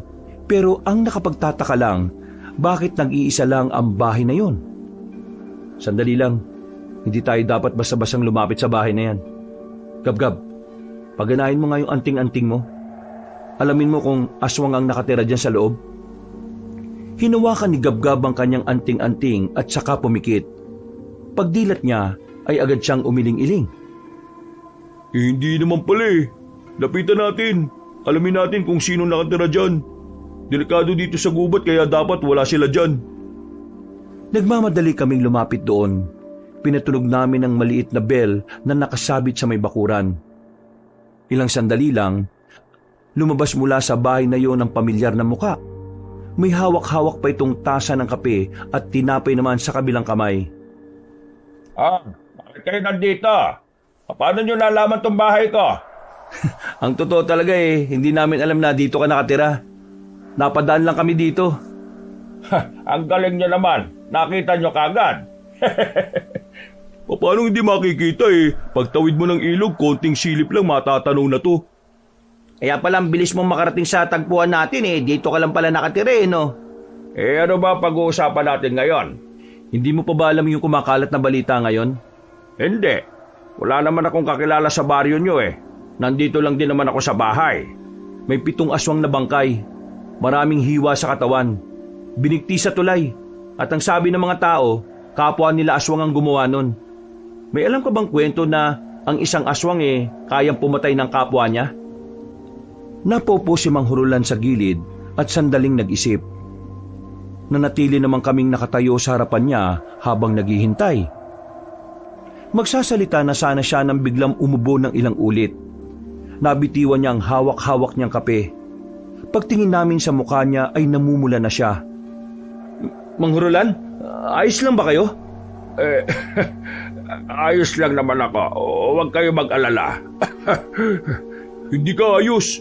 Mami ka nga sa amin. May sakit ka ba? Wala nga. Ganito talaga ako minsan kapag kulang sa tulog. Pinagmasdan ko siya ng maigi habang inaalalayan ni Omeng at Gabgab. Napansin ko na namumula rin ang ibang parte ng katawan niya. Pinagpapawisan siya at nagtitindigan ng mga balahibo. Hindi ko alam kung anong klaseng sakit ang inililihim niya sa amin, pero tingin namin ay hindi na yun normal. Sinubukan namin siyang paaminin, pero kahit na anong pilit namin, ay hindi siya sumasagot na matino. Dahil sa pag-aalala, sinamahan namin si Mang Hurulan hanggang sa gabi. Hindi nyo naman ako kailangang samahan eh. Ginabi pa kayo tuloy. Sige na, umuwi na kayo. Ayos na ako. Nahihilo ka kanina. Nanlalamig ka rin, sabi mo. Kaya hindi ka namin pwedeng iwan ng ganun-ganun na lang. Huwag ka na makulit, Mang Hurulan ha. Sino na lang ang magsasabi sa amin kung nasa ng kuta ng mga aswang kung mamamatay ka? Mamamatay ka agad? Masama lang naman ang pakiramdam ko eh. Teka sandali. Huwag kayo maingay. Ha? Bakit? Huwag na nga muna kayo maingay. Hinawakan niya ang kanyang anting-anting at saka nakiramdam sa paligid. Maya-maya lang ay dinamputan niya ang kanyang sandata. Naalarma naman kami dahil doon. Iniwan na muna namin si Mang Hurulan. Lumabas kami ng bahay at saka sinuyod ng tingin ang buong paligid. Ilang sandali lang, nakaramdam na kami ng mabigat na presensya. Naririnig na rin namin ang mga kaluskos sa paligid. Paano nila nalaman na nandito tayo? Mga pre, nandito rin yung presensya ng gabunan. Ha? Sigurado ka ba? Oo, ang lakas eh. Ang lakas ng presensya niya. Sandali kong sinilip si Mang Hurulan sa loob. Nakaupo na siya sa papag niya at nakatingin sa amin. Seryoso lang siya. Parang wala lang sa kanya na napapalibutan na kami ng mga aswang. Ayan na siya! Lumitaw ang isang matandang lalaki, habang ang mga aswang naman na kasama nito ay nakapaligid lang. Tumigil ang matandang lalaki, ilang metro ang pagitan sa amin. Sandaling namayan niyang katahimikan. Nakangiti siya, kalmado, pero sandali lang niyang tiningnan ang mga hawak naming katana. Isa kang gabunan. Tama, isa akong gabunan. At kayo mga batang henerasyon nung unang labanan 4 na taon nang nakalilipas. Naalala ko pa kayo, lalong-lalo ka na. Ikaw ang apo ng pinakamagiting na manunugis noon. Kung ganon, isa ka pala talaga sa mga nakatakas dati. Nakatakas? Hindi. Dahil hindi naman ako sumalang sa labanan nung panahon na yon. Naalaman ko lang. Nilagas nyo na ang mga kasamahan ko. Pero hindi naman natin maiiwasan na may mamatay sa mga ganong uri ng labanan, hindi ba? Kaya hindi naman gaanong sumama ang loob ko. Sa katunayan, 4 na taon din ang hinintay ko para paghandaan ang muling sagupaan. At ngayon, mukhang umaayon sa akin ang sitwasyon. Sandali siyang sumilip sa loob ng bahay. Lumapad ang ngiti niya nang makita niya roon si Mang Hurulan. Hurulan! Hindi ko inakala na may mga alipores ka na pala. Magkakilala kayo? Magkakilala? Hindi lang basta magkakilala. Magkakilala kami. Kilala ko siya dahil noon pa man magkalaban na kami. Ako talaga ang pakay niya ngayon. Lumabas ng bahay si Mang Horolan. Lumapit siya at humarang sa amin. Wala man lang siyang dalang sandata. Bagay na ipinagtaka ko naman. Alam naman kasi namin na maaaring mapalaban na kami noon at kaharap pa namin ang pinunong gabunan. Pero si Mang Horolan parang kampante lang siya. Mukhang ayaw mo yatang malaman kung sino ka. Kung inakala mong mapapatay mo ko ngayong gabi, nakakamali ka. Hindi ka mananalo sa akin. Paano ka makakapalag sa akin alam mo naman sigurong may nangyayaring kakaiba sa katawan mo. Pero huwag ka mag-alala. Hindi naman kita papatayin, Horolan. Hindi ako pumapatay ng kaibigan. Pero itong tatlong ito, hindi sila kasama sa pagbibigyan ko. Masyado mo yata kaming minamaliit Huwag ka makampante. Kung natalo namin kayo noong mga binatilyo pa lang kami, magagawa rin namin yun ngayon. Hindi nagsalita pa ang matandang aswang. Sumenyas na ito. Agad namang naglabasa ng mga aswang sa gilid-gilid. Dumaan kayo sa likuran ng bahay ko. Ako lang bahala rito, bilis! Hindi pwede. Hindi ka namin iiwan. Sundin nyo na lang ako! Noong mga sandaling yon, hindi namin maintindihan si Mang Horolan kung bakit parang bigla siyang natakot. Alam namin na kaya naman naming labanan ng mga yon. Pero dahil yon ang gusto niyang mangyari, ay sinunod na lang namin siya. Tama ba talaga na iniwan natin siya? Hindi ko nga rin alam Pero tingin ko, mas malalagay sa alanganin ng buhay natin kung hindi tayo aalis. Kayang-kaya naman ng anting-anting natin yun Basta, pakiramdam ko, may ibang plano si Mang Horolan. Bilisan na lang natin ang takbo para hindi nila tayo abutan. Dali! Sa halos 5 minutong pagtakas, ay nakalayo na rin kami sa bahay ni Mang Horolan. Nakatawid na kami sa ilog. Doon pa lang kami nagkaroon ng pagkakataon na makahinga. Tingin ko talaga, hindi dapat natin siya iniwan Babalikan natin siya, pero palilipasin muna natin ng ilang minuto. Kayanin ba ni Mang Horolan yon? May sakit siya at nangihina. Paano niya matatalo mga yun? Hindi siya mamamatay. Yun ang nararamdaman ko. At yun din ang sinasabi sa akin ng anting-anting ko. Kaya kailangan natin magtiwala sa kanya. Nagtago lang kami sa malaking bato habang nagpapalipas ng oras. Kung ano-anong pumapasok sa utak ko noon, Kabanong, gumugulo rin sa isipan ko ang sinabi ng matandang lalaki kay Mang Horolan. Sa paraan kasi ng pananalita nito ay parang matagal na talaga silang magkakilala.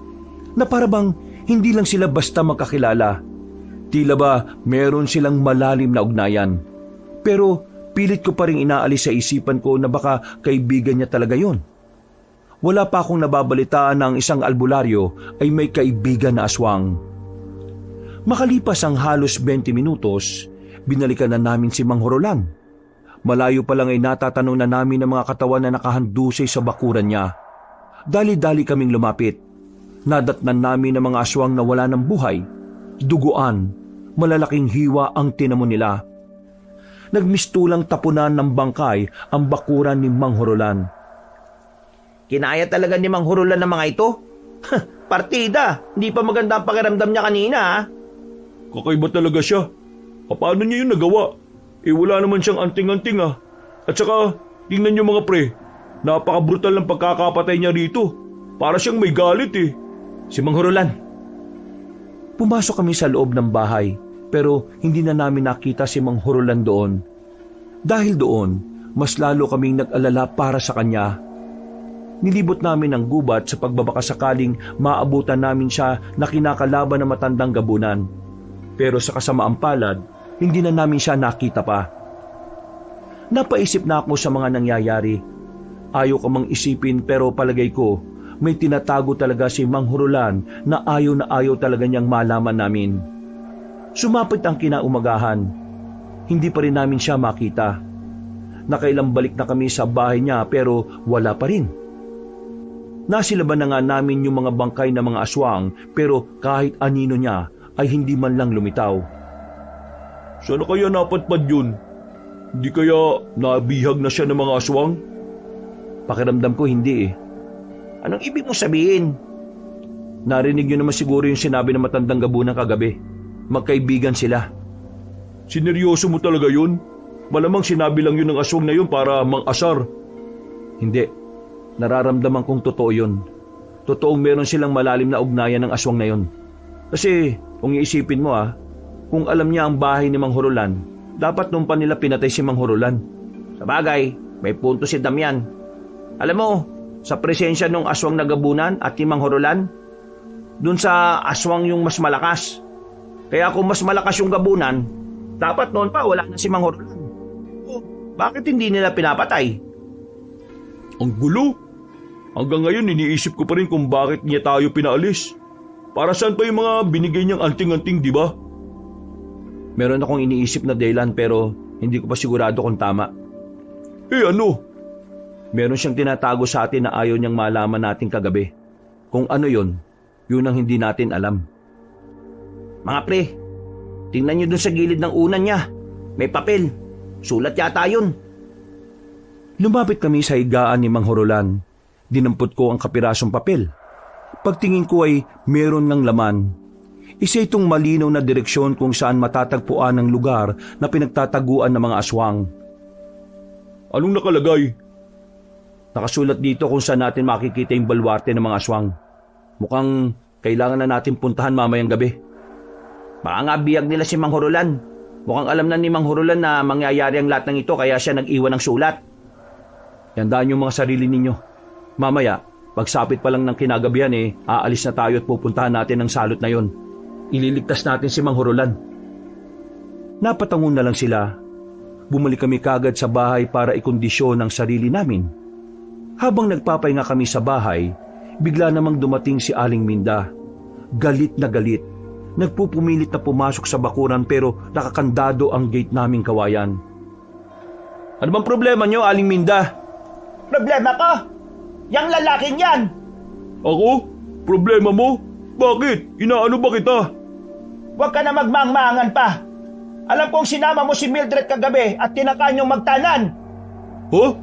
Pinagsasasabi mo? Sabog ka ba? Aling Minda, lakas ng tama niya na. Saan ka umiskod niyan? Anong tama-tamang pinagsasasabi niyo, ha? Gusto niyong tamaan kayo sa akin? Ilabas niyo ang anak ko. Kasi kung hindi, ipadadampot kita sa mga pulis. Wala rito ang anak mo.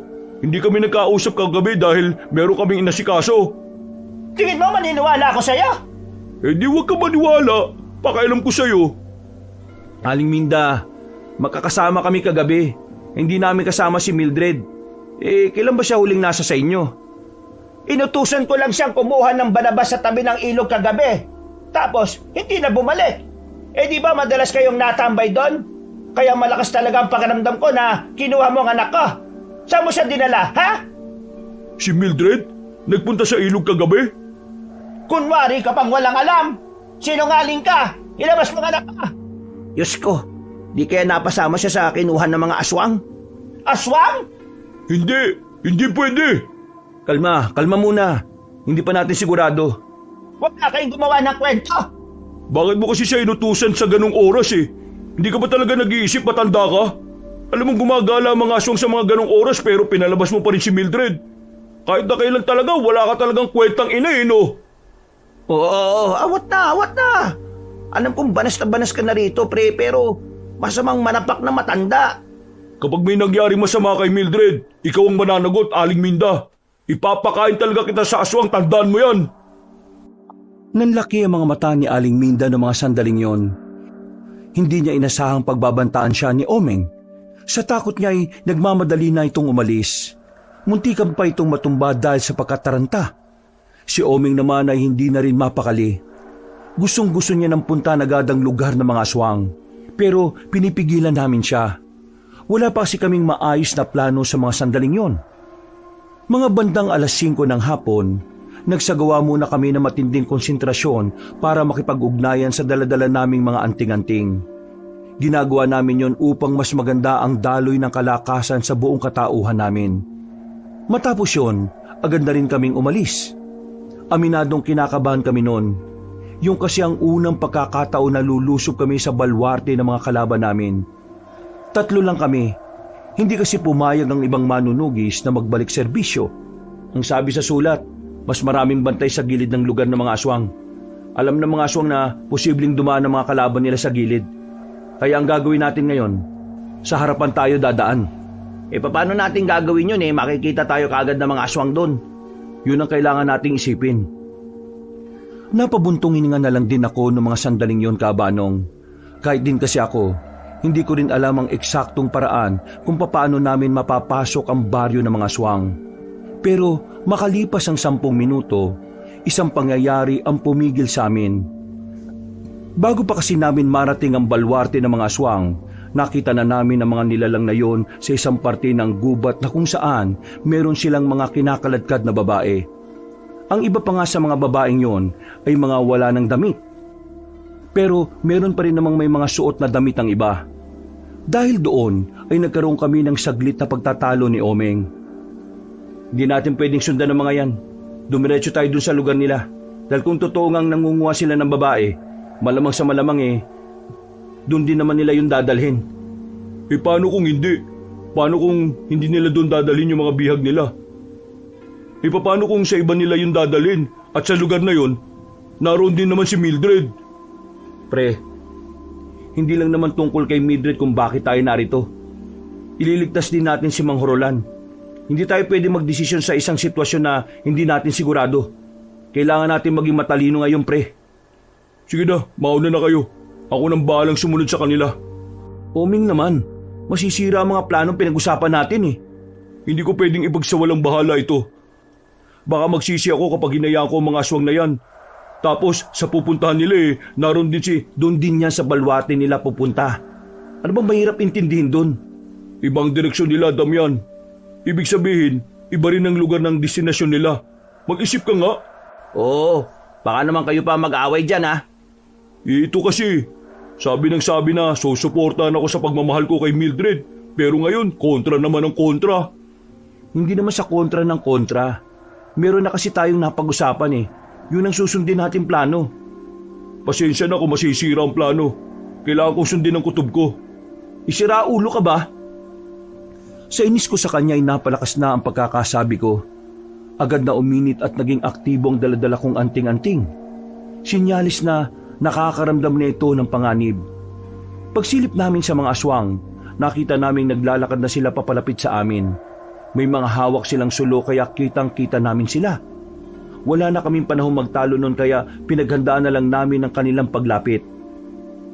Yan na nga ba sinasabi ko Dahil sa katarantaduan yung dalawa, masisira talaga lahat ng pinagplanuhan natin. Nanahimik na lang kami sa kinalalagyan namin. Maya-maya pa'y nasa harapan na rin namin sila. Nakatigil lang sila at parang nakikiramdam. Noong mga oras na yon, aminadong kinakabahan na rin kami. Hindi dahil hindi namin sila kaya, kundi dahil alam naming maraantala ang pinakamisyon namin. Pero wala na kaming magagawa nun. Nasa sitwasyon na kami kaya inihanda na lang namin ang aming mga sarili. Hindi nagtagal ay kusa na rin kaming lumabas. Ginamit namin ang mga anting-anting namin para tapusin sila. Pero hindi namin inaasahan na ganun pala talaga sila kabibilis. Nagtago sila sa mga puno. Buti na lang ay naging aktibo na rin ng maayos ang anting-anting ni Omeng. Nakakakita na rin siya kahit madilim. Nakakakita na siya kahit nakatago ang mga kalaban namin. Tingin ko, natuklasan ko na ang tunay na kapangyarihan ng anting-anting ko. Uy, ayos! Nagawa naming malaman kung saan nagkukubli ang mga kalaban namin. At dahil nga sa kakaibang bilis at lakas na meron kami, unti-unti namin silang napaslang. Wala pang 10 minuto, patay na silang lahat. Habang ang mga biyag naman nilang kababaihan ay iyak lang ng iyak sa gilid. Pero tumahan din naman sila nang sabihin naming hindi kami masasamang tao. Tinanong na rin namin ang mga babaeng yon kung alam nila ang pinagdalhan ng iba pang babae. Pero wala silang ideya. Hindi rin nila nakita si Mildred, bagay na ikinadismaya naman ni Omeng. Ligtas na kayo, huwag na kayong umiyak. Diretsuin nyo lang tong daan na to at magmadali kayo Sa dulo niyan may makikita kayong mga kabahayan. Humingi kayo ng damit para masuot. Kailangan na namin magpatuloy. Gusto pa sana naming ihatid ang mga babae sa mas ligtas na lugar pero wala na kaming sapat na oras. Kailangan na naming marating ang baryo ng mga aswang. Dahil kung hindi, Siguradong mapapahamak na si Mang Hurulan at si Mildred. Hindi rin naman nagtagal at narating na rin namin yon. Kahit na alam naman naming kayang-kaya naming lumaban, hindi pa rin namin maiwasan na hindi mangamba. Lalo na't inaasahan naming 1 batalyon talaga ang daratnan namin doon. Pero nagtaka kami dahil pagtingin namin sa bungad ng lugar, wala na mga bantay. Nakaandusay na ang mga yon, mga wala na rin buhay. Pumasok kami, mas marami pa kaming nakitang bangkay na naroon. Pagtataka, kalituhan, yun ang una naming naramdaman. Hindi namin alam kung sino ang may kakayahang makaubos sa mga aswang na yon. Ano nangyari dito? Halos wala na tayong kakalabanin dito ah. Si Mildred, kailangan na muna natin siya mahanap. Dito kayo sa kabila. Dito naman ako sa kabila rin. Hanapin natin si Mang Hurulan at si Mildred. Dali! Agad-agad kaming naghiwalay ng landas. Pero natingnan ko na yata lahat ng bahay, pero tanging mga bangkay lang ng mga aswang ang inabutan ko. Walang kahit na anong anino ni Mang Hurulan. Nang balikan ko sila Omeng, kasama na nila si Mildred at ang 3 babae na kapwa bihag din. Ayon kay Mildred, nangunguha ang mga aswang ng mga babaeng birhen bilang alay sa paparating na pista ng mga aswang. Sigurado ba kayong wala nang naiwan? Kasi kung wala na, kailangan na nating umalis. Mildred, kayo lang ba talaga ang naroon sa kulungan na yon? Marami kami ron, pero kaninang hapon, marami ang nakatakas. May mga aswang na pinagala para hanapin ang mga yon. Wala na kaming ideya kung ano na nangyari sa kanila. Mga miss, sumunod lang kayo sa amin ha. Huwag na kayo mag-alala, ligtas na kayo. Sandali, Bakit? Takot na takot ang reaksyon ng mukha ni Mildred. Ganon din ang 3 babae na kasama niya. Nanginginig sila sa takot na parabang meron silang nasaksihan na kung anong brutal. Bakit Mildred? Ano bang problema? natatakot ako. Paano tayo makakatakas? Paano kung makasalubong natin yung halimaw na yon? Tinutukoy mo ba yung pinuno ng mga aswang, si Mang Pipito? Pipito? Hindi siya yung halimaw na sinasabi ko. Kahit siya, tinakasan din ng halimaw na yon. Anong ibig mo sabihin? May isang matanda kanina na nandito. Kinalaban niya ang lahat ng mga aswang. Pinagpapapatay niya. Brutal, marahas. Nung nagkaharap na sila ng pinuno ng aswang sa harapan mismo ng kulungan namin, para siyang nabaliw. Para siyang nawala sa sarili. Hindi na niya alam ang ginagawa niya. Kahit yung pinuno ng aswang hindi na rin siya kinaya. At napilitang tumakas na lang din. Yung halimaw na yun, pinagpapapas lang niya ang mga natitirang aswang. Hindi siya tumigil hanggat hindi niya nauubos sa mga aswang. Sobrang bangis niya kung ikukumpara sa mga aswang na nakakalaban niyo. Wala siyang katulad. Narinig ko pa sa pinuno ng mga aswang, ang halimaw na yun ang uubos sa sangkatauhan. Nagkatinginan kaming tatlo. Napaisip kami sa sinabi ni Mildred.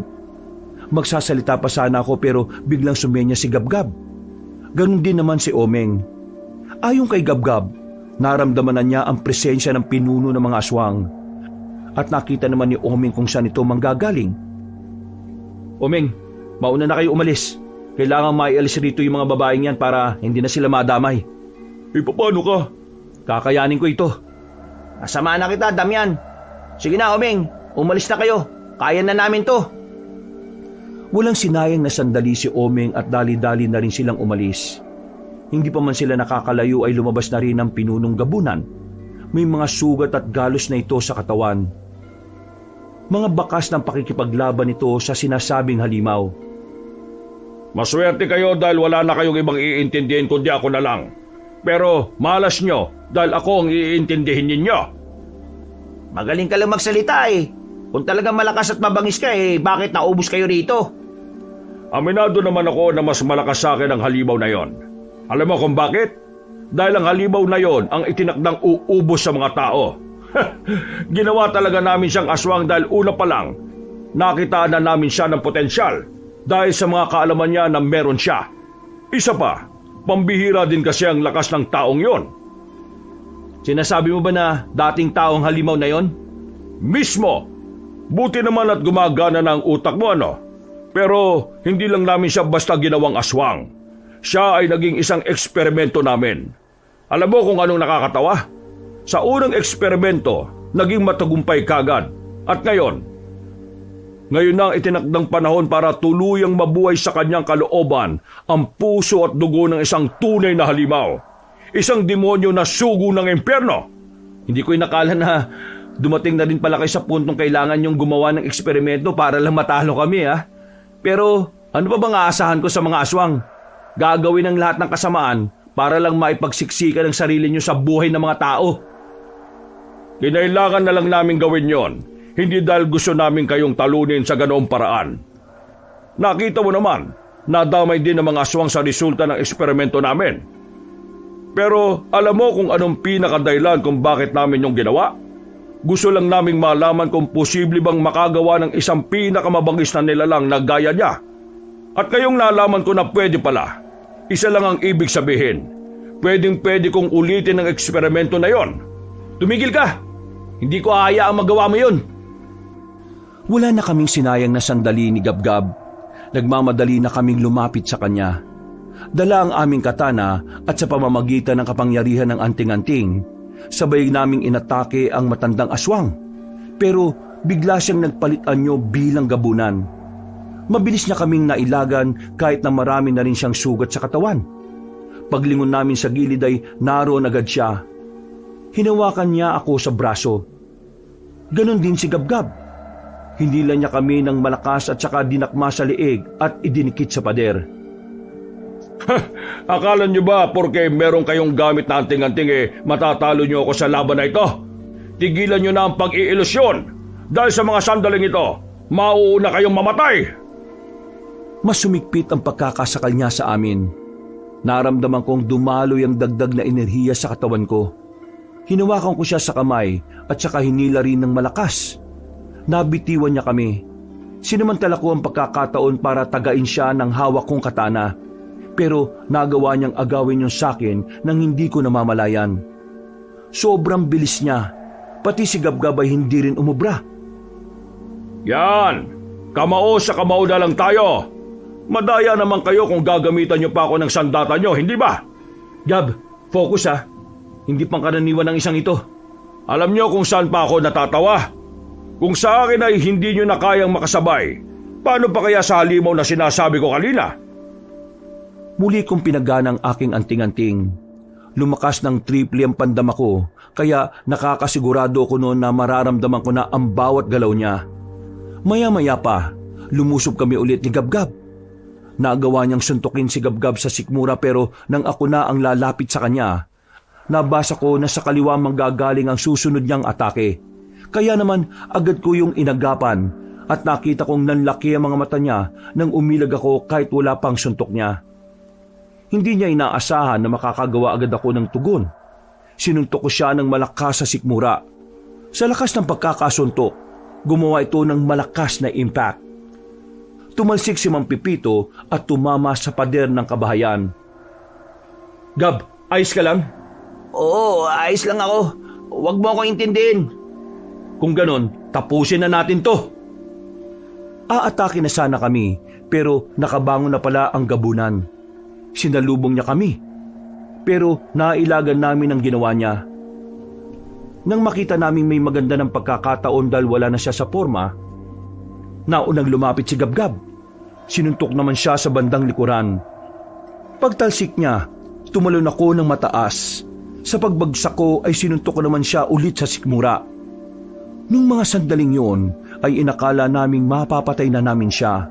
Pero nakabangon pa rin siya kahit na malala na ang ginawa namin sa kanya. Inaamin ko, malakas kayo, magaling kayo, at matalino kayo. Pero naranasan ko nito sa ibang antingero. Ang totoo niyan, ganito rin ang nangyari. Pero nasa harapan niyo pa rin ako ngayon. Gusto niyo bang makarinig ng panibagong kaalaman tungkol sa anting-anting na hawak ninyo? Huling daldal mo na yan Dahil ang may-ari ng mga anting-anting na ginamit niyo ay ako mismo rin ang pumatay. Hindi ba yun nasabi sa inyo ni Horolan? Oo nga pala. Hindi niyo nga pala siya ganap na kilala. Marami pa pala kayong hindi nalalaman tungkol sa kanya. Inadaan niyo lang kami sa daldal eh. Pero ang totoo, sinasamantala mo lang ang oras para makarecover ka. Hindi na namin siya hinayaang makapagsalita ulit, Kabanong. Umatake kami ni Gabgab. Ilan sa mga suntok namin ang hindi na niya kinaya pang ilagan. Kaya naman nagpagewang-gewang na siya dahil sa dami ng tama niya sa katawan. Pero nanatili pa rin siyang nakatindig. Sobrang tibay ng kanyang katawan. Buong akala namin sa ganong estado niya ay magiging madali na para sa amin na patayin siya. Pero bago kami dumating sa ganoong punto, binuhusan niya ang natitira niyang lakas para labanan kami. Muli siyang nagpalit ng anyo. May mga lumabas na buto sa iba't ibang parte ng kanyang katawan. At ang mukha niya naman ay naghugis bungo na. Hindi na namin siya makilala. Maya-maya pa, binunot niya ang nakalitaw na buto sa kanyang likod. Yun ang nagsilbi niyang sandata laban sa amin. Kukunin sana namin ang katana namin pero sa kasamaang palad, malayo yun sa amin at malapit naman ito sa kanya. Ito na ang huling pagpapalitan niyo ko. At saan niyo kong ito? Sisiguraduhin kong kayong dalawa ang hindi sisikatan ng araw. Muli siyang umatake, hawak ang matulis at mahahabang buto. Sinubukan niya akong saksakin gamit yon pero naitulak ako ni Gabgab. Dinaplisan ito si Gabgab sa tagiliran. Mabuti na lang ay hindi naman yon sobrang malala. Medyo bumili siya ulit. Kailangan natin mag-ingat. Humanda kayong dalawa! Muli niya kaming tinangkang patayin, pero dahil sa dami na rin ng tama niya sa katawan, sobrang dali na para sa amin na basahin ang mga galaw niya. Kaya kahit na ilang mahahabang buto ang hugutin niya sa sarili niyang katawan, hindi niya na rin naman kami magawang patamaan. Nang makakuha kami ulit ng pagkakataon, sabay na naming sinuntok si Mang Pipito sa kanyang sikmura. Sa lakas ng suntok namin ay para siyang makakalas. Tumilapon siya at saka bumangga sa pader ng bahay. Sa puntong yon, hindi na niya kinaya pang makabangon. Bumalik na siya sa dati niyang anyo. Kinuha ko na ang katana at tatapusin ko na sana siya pero bigla siyang nagsalita. Hindi ba kayo nagtataka na wala si Hurulan dito? Anong sinasabi mo? Hindi ba kayo nagtataka na magkakilala kaming dalawa? Bakit hindi man lang kayo naginala sa katauhan niya? Ganyan ba talaga kayo katanga? Mamamatay ka na lang eh. Ang dami mo pa rin sinasabing katarantaduhan eh, no? Si Hurulan, siya ang aswang na tinutukoy ko. At ang kaibigan niyong babae, siya ang halimaw. Siya ang taong naging produkto ng aming eksperimento. Siya ang uubos sa inyong mga tao. Huwag kang gumawa ng kwento. Pinatay niya ang mga tauhan ko nung gabing nandun ako sa harapan ng bahay niya. At pinatay niya rin ang mga tauhan ko rito ngayong gabi. Nagagawa niya yon kapag umaatake ang pagiging aswang niya. Nagagawa niyang ibalik ang sarili niya sa dati nung mga nakaraan. Pero ngayon, malabong mangyari yon. Dahil sa mga sandaling ito, nagsisimula na siyang maghasik ng kasamaan. Sinaksak na ni Gabgab ang matandang gabunan. Hindi na niya yon hinayaan pang magsalita para hindi na malaso ng utak namin. Pero sa mga sandaling yon, hindi ko alam kung bakit parang masama ang kutob ko. Kaya kahit na hindi kami sigurado kung totoo ba ang sinasabi niya, nagmamadali kaming makaalis doon. Bumalik kami sa baryo, pero payapa tahimik ang aming lugar. Walang kahit na anong bahid ng karahasan. May mga nakakasiyahan pa nga sa isang bakuran. Nung una, akala namin ay gawa-gawa lang na matandang gabunan ang sinasabi niya. Hanggang sa bigla ko nalang maisip na puntahan si Mang Hurulan sa bahay niya. At pagdating nga namin doon, inabutan namin si Mang Hurulan na nakatali na sa makapal na haligi ng bahay niya. Gumiti siya sa amin na parang alam niya na darating kami. Bakit na nakagapos? Marahil alam niya na naman ang dahilan kung bakit. Sinabi na sa inyo ni Pepita. Hindi kami naniniwala sa sinabi niya. Alam naming hindi katotoo ang lahat ng sinabi niya. Ako ang mabangis na aswang na pumapatay sa mga alipores niya. At nagagawa ko lang yon kapag sinusubukan kong gamitin ang kalakasan ng pagiging aswang ko. Pero ngayon, hindi ko na yon magagamit pa. Dahil unti-unti na akong nawawalan ng oras. Ilang minuto na lang, tuluyan na ako magiging halimaw at hindi ko na makokontrol ang sarili ko. Kaya naman, nakikiusap ako sa inyo. Gawin niyo ang tama. Patayin niyo na ako bago pa ako maging ganap na halimaw at makapanakit at makapatay pa ng mga inosenteng tao. Inuutusan mo kaming patayin ka? Naiibang ka na ba? Parang ikaw na rin ang pangalawang magulang namin. Tingin mo, paano namin magagawa ang gusto mo? Alam kong mahirap pero kailangan niyong kayanin. Mas maraming buhay ang masasayang kapag hindi ko na nakontrol ang sarili ko. Matanda na ako. Matagal ko na rin dinanas ang paghihirap ng pagiging aswang. Kaya nakikiusap ako sa inyo. Bukod sa gusto kong protektahan ng mga tao, gusto ko na rin matapos ang paghihirap ko. Ikaw Damian, nasa iyo ang anting-anting na makakapas lang sa akin. Kunin mo ang katana ko. Ilang beses na akong iniligtas ng katana ko na yan.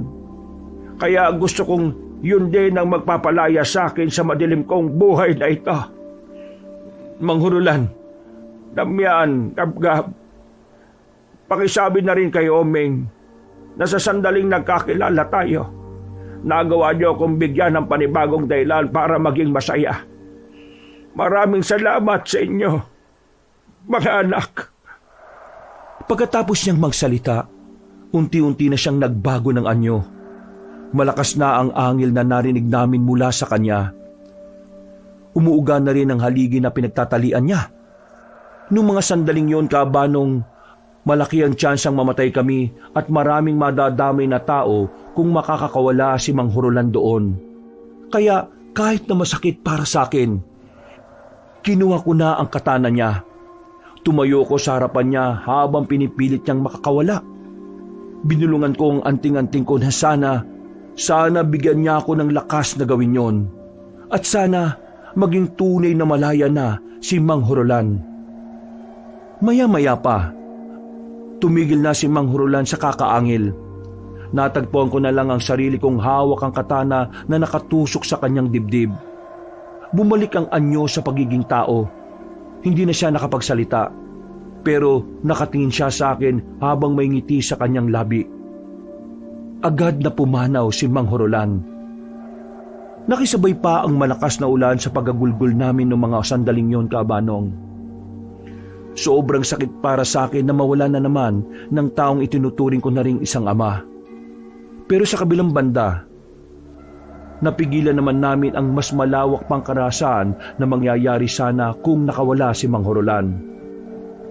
Lumipas ang mga araw, linggo, buwan at taon na natili sa puso namin si Mang Hurulan.